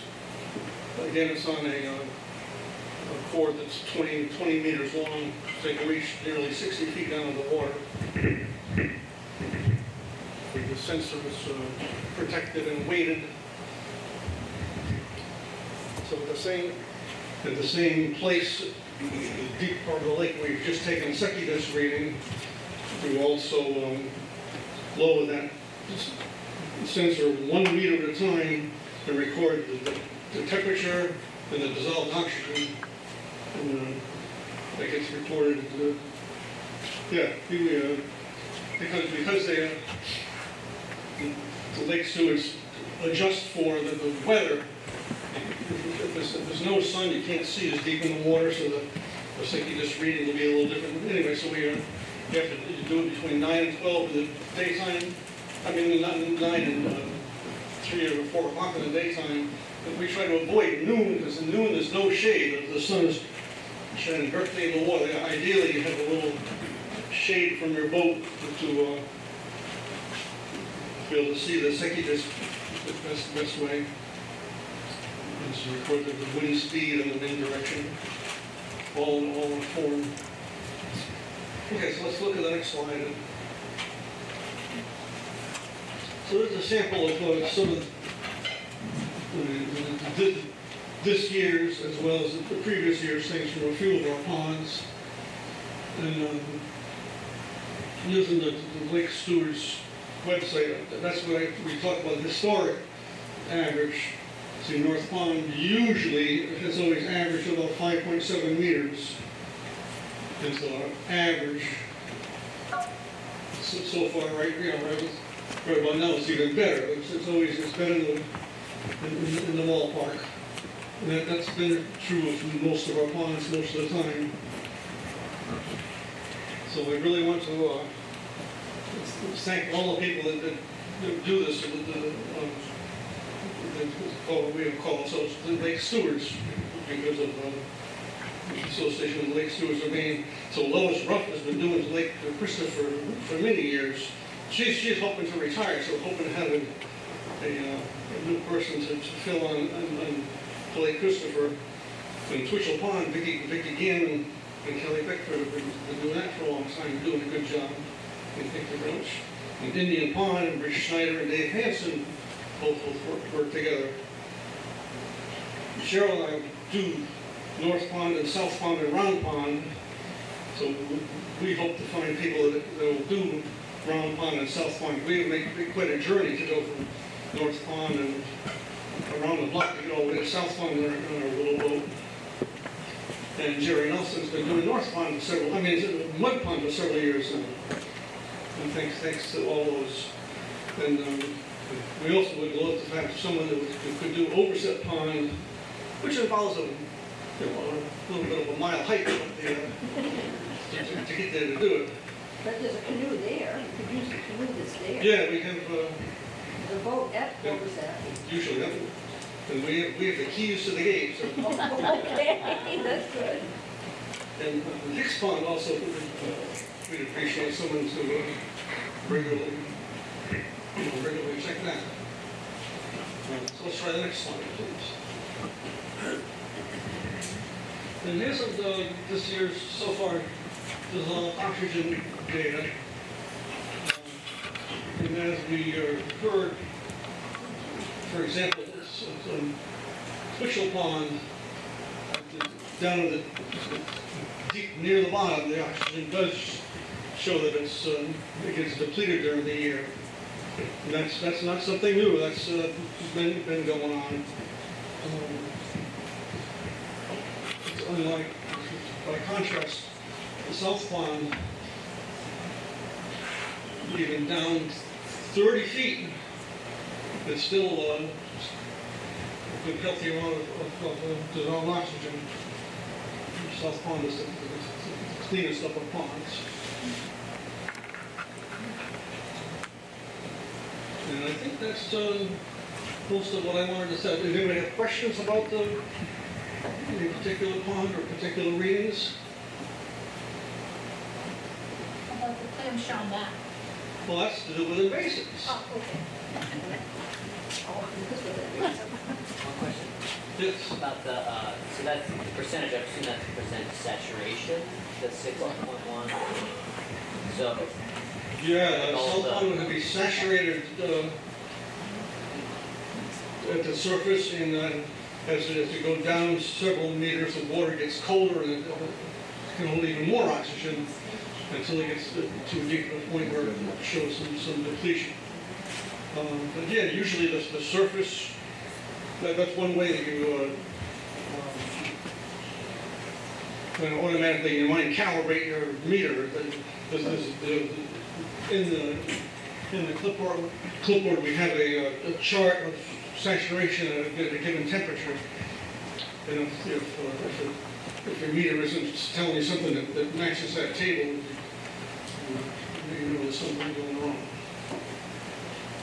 So Carl, on the Twitchell Pond data, the question has been asked of me, why does Twitchell Pond kind of bottom out at 15 meters, whereas at South Pond and some of the others it doesn't? Yeah, It's been a historical observation. Yeah, that's a good question. North Pond does it too. North Pond only has a small area that's 37 feet deep, whatever the deep area is, and that shows significant depletion by the end of the season also. The Y's, like the other problems, it's for a thousand little reasons, I think. But the cleaner shoreline is maintained and the less runoff that comes into the pond, and overall, the less development that would happen. But even Overstep Pond has zero development, that shows some depletion too. It's a fact of life. It's not a clear cut answer, it's just cumulative. So if people have questions about certain ponds, you can go to Lake Stewart's website and then see the history on it. Any other questions? Okay, thank you. Thank you. Right to the basis? Okay, we'll go right to the basis then. Jim is right here, but I'm happy to share this with you. And, at least, I know the picture's small to see here, but the actual pictures are right here for you to review later. Jim had, I think it's or Robinson, Jim List. the drone operator took photographs, many photographs of the outlet pond at Lake, from across the street from Lake Christopher. In this case, this is last year, before working on the pond, 191 plants. What Jim does is he zooms in on the laptop. The drone photographs are so detailed, high resolution, you can zoom in with in this laptop and identify the plants in the photograph and circle them. So this is like, you know, a dozen or so photographs composited together. So before doing any removal last year, there were 191 plants visible. Yeah, plus patches. So let's try the next slide. After the doing the milfoil, did 2 days of all day cleaning, and us volunteers did those days plus 6 or 7 or 8 visits to the pond doing cleaning. Only 23 plants are detectable with this aerial survey. So this interesting thing, so it shows that we did indeed clean that thing out quite well. But let's look at the next slide. So just last week, there were 199 plants detectable. The good news is there are no big patches or big wads of the concentration.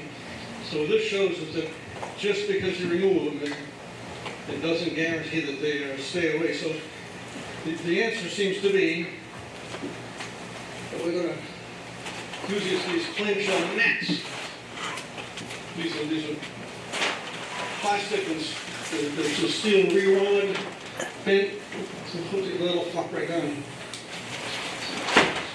So after, whether it's a diver or just a wading person, you have to remove the milfoil plant, then keep track of where it was, remove a few others right nearby, and slide this thing off your boat and sink it right in place. It has a floating line attached so you can find it next year and easily remove it without having to jump in the water. To remove it, in this case, we're going to leave it in the water for 30 days or so to smother it. But the trick is this is to block the sunlight so that the plant can't survive.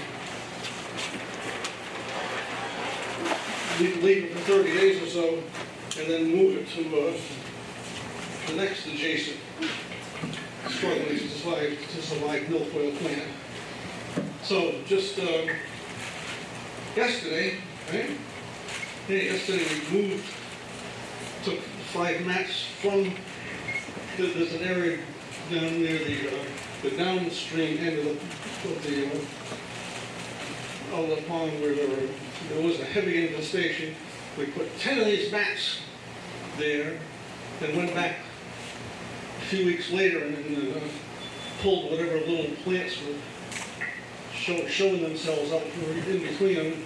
But these photographs now showed 0 plants there. So yesterday we pulled some of them out and moved them up into the middle area of the pond where the heavy growth has been. So we're really hoping to use this learning experience and choke this stuff out permanently.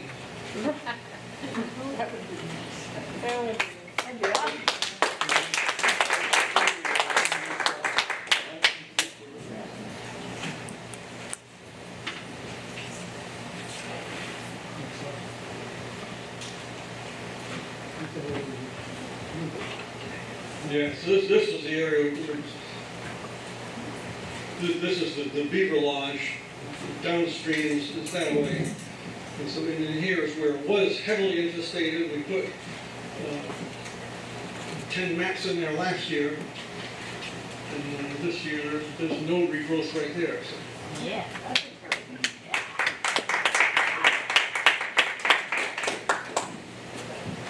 So, the volunteers we really need to thank, there's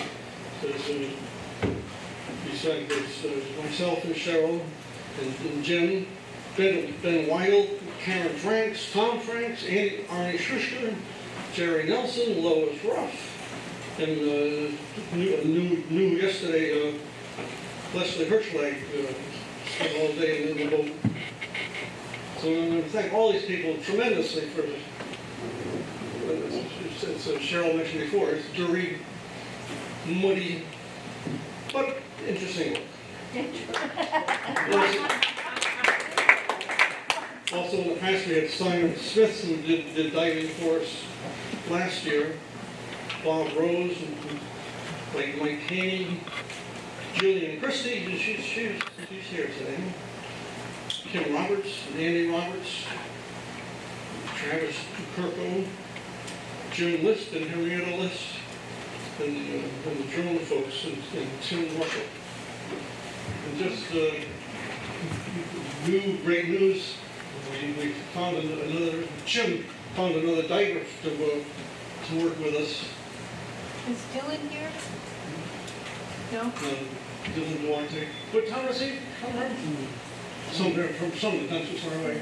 So he's already spent 2 days with us. We work in and just outside the cove of Lake Christopher, and near the boat. We only found one place with 3 plants that were not we did pull that day.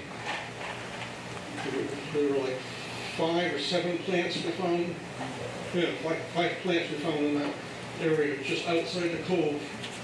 Those were known and marked. And we're continuing the attempt, like Cheryl said, we have to find no milfoil for 3 years. So we'll soon get there, we hope.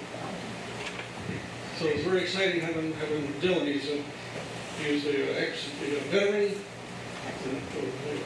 skillful diver, proving to be a very good worker. We 3 times mounted up we use a small kid's kayak. You kind of tows around with them as he dives and pulls stuff. 3 times that they can kind of mount it up with milfoil plants. And in most of the places we follow it with putting a mat where the plants were. So hopefully make more permanent progress now.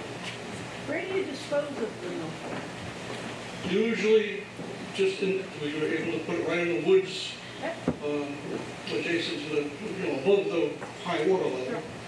In 1 year, you can see it composts beautifully. It's just add a layer of dark compost to the forest floor. Any questions about that? Thank you.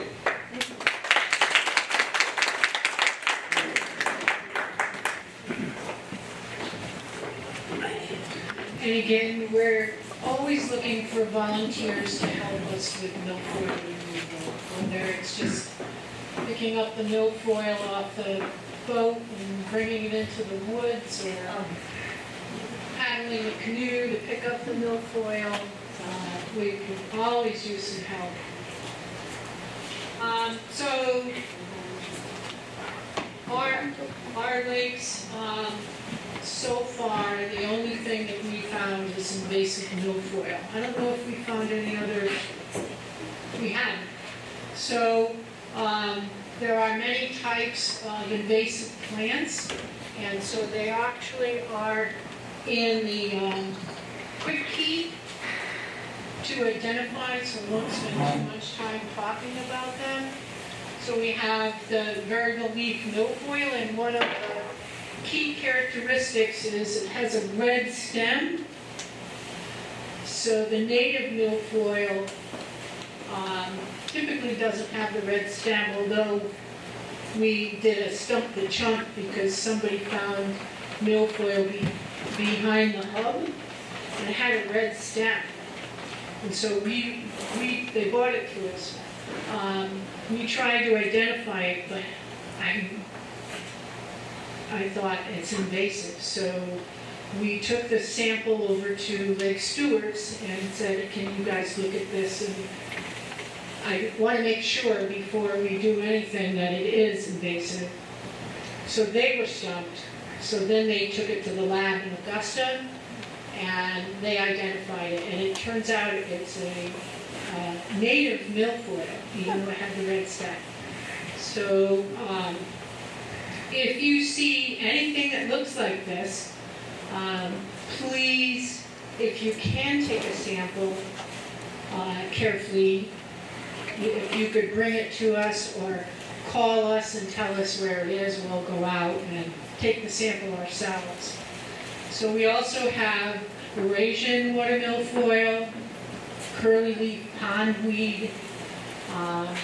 So this shows some of the breakdown of others. So European naiad, and then invasive naiad, European frogbite, and hydrilla.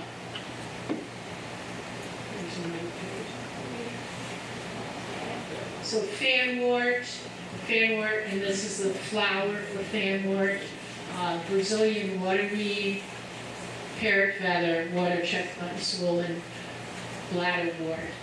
And when you see, as the season goes on with invasive milfoil, what it wants to do is flower, so the flower ends up above the water. And once that flowers, it's going to send seeds that get spread everywhere. And then algae bloom. So if you feel like you have an algae bloom, you need to, I think Luke said that you can go on to which website to report it? The special wet mapper and reporting portal. Yeah. So there's a website, or you can contact us and then we'll report it.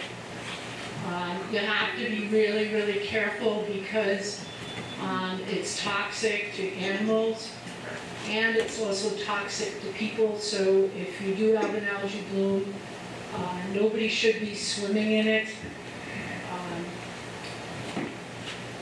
So there's a website that you can go to too that tells you about the neurological issues that are caused from being exposed to cyanobacteria. And then also wake surfing. This has always been a problem with our lakes because wake boats create such big waves that it erodes the shoreline. So you'll have to be 300 feet from shore water. That you can't wake surf in less than 300 feet from shore and in shallow water. Cheryl? Yeah. Does that mean that North Pond cannot have wake boats? Yeah. So, good. So Yeah, what do we tell? So somebody has to call Inland Fishery and Wildlife and report it. And if you could get the registration number off the boat, I mean, we've had some pretty big boats that look like they should be on the ocean, not on tiny little North Pond. And it's tough. And water skiers, they just go racing on by. We create quite a bit of wake. I think that was the last one. So communications, so Tom, our IT guru.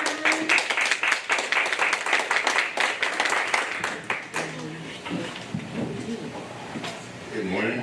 My name's Tom Franks. I'm the communications lead, which means I do the website, Facebook pages, and I help put together, coordinate the presentations here. Everybody sends me their stuff, and I just put it all together, as well as the newsletters.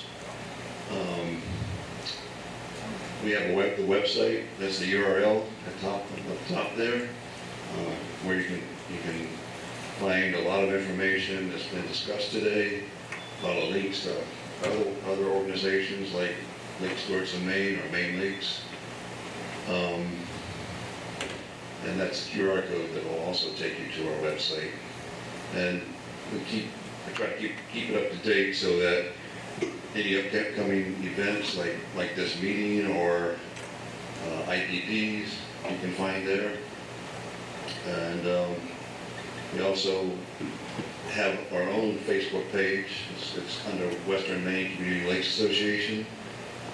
And that's our email address. And then we do newsletters twice a year, once in the spring and once in the fall. And those are on electronically, they're on our website. I also post them on the Facebook page, but they're also, paper copies are available around Bethel and at the grocery store, the local hub, town halls. So if you ever in search of our newsletter, just go, it's best to probably go to our website, and there's a link right on the front page there. Like I mentioned before, we have our own Facebook page, but a lot of the ponds have their own Facebook page, like North Pond Neighbors, which is run by Amy Chapman White, yeah. And then Lake Christopher has its own Facebook page, as well as Twitchell, and then South and Round Pond. So they don't get a lot of activity, but especially this time of year, when you've got loons and loon chicks, there's a lot of pictures that are posted. James got some really nice ones of the chick that just hatched on North Pond. And I guess there's 2 other eggs that haven't hatched yet. One's still sitting. Yeah, so a good way to see what's happening on the ponds, if you want to check those out. I do want to recognize a couple of people. First of all, we have Brooks and Josh Morton over here from Western Hills Access Television. They're recording the meeting for us and also live streaming it. So there are people who are not here who are watching our meeting, and it will also be available on their YouTube channel pretty soon, right? Yeah, it should be instant. There's like a critical mass of cell phones, so it kind of caused some interference. So I'll have to upload a copy that is more complete because there were some drops. But yeah, anytime you get too many cell phones close in proximity, I can tell. Anytime they come out to scan, it kind of hiccups the system. Sorry. Yeah. Thank you very much for doing this for us, and also I'd like to recognize Brian Kinsella, who's we were originally going to do the live stream the meeting over Zoom, but it turns out I guess it's easier and better to do it through YouTube. But we still have the Zoom running, and Brian's been handling that. Appreciate your efforts in helping us out there. And any questions? think that's about it. I don't know if the food's here yet or not, but there will be some.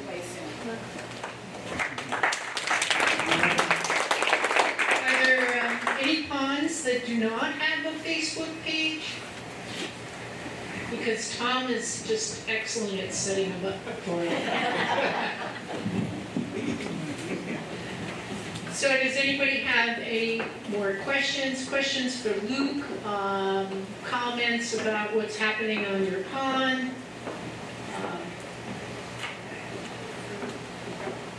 Dave? I just want to publicly thank a couple of our neighbors that supply a beautiful pirate ship for me to do the testing on Indian Pond. Harold and Jamie Kotler own the boat, and Tim Rosenberg is the pilot for me when we go out. And I also have some wonderful wife, of course, but some neighbors who help me as scribes to take down the numbers. So I just wanted to thank them. They're not here, but they deserve it. And it does take a lot of time when you're out doing water quality testing and you're in a boat and you're leaning over the edge and it's choppy. It takes a long time if you're doing not only the water quality but the dissolved oxygen testing. So it takes a while. I just wanted to say education is key to a lot of stuff. Several years ago, COVID hit and everybody went to North Pond and their boats with a loud band on the island where the loon was nesting, and it, of course, the loon abandoned. We've done a lot of education since that time, and this year we had a quiet boat parade on North Pond. It was peaceful, it was beautiful, and we have 2 successful loons, one that just hatched the day after the 4th of July and one that's still nesting, so not disturbed by what was happening for people's recreation.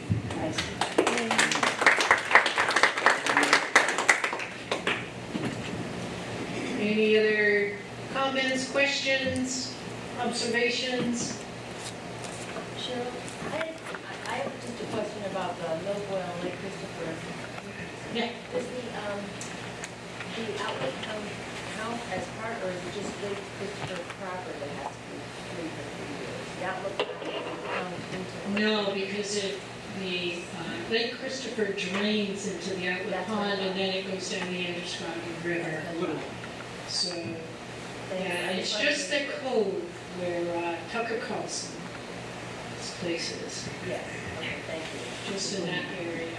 And we're doing another invasive plant control as part of our grant process, milfoil grant process through DEP. We have to do a thorough, what do they call that? But anyway, it's a thorough survey of the whole pond, and we have to do a report to DEP on it. So we will be doing that next week, in 1 week.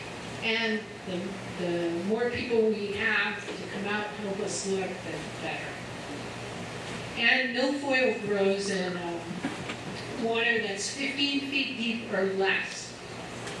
So typically it's in what we call littoral areas. So it's around the edges of the pond, typically. So after 15 feet, it doesn't get sunlight, so it can't grow, and it really needs that sunlight to grow.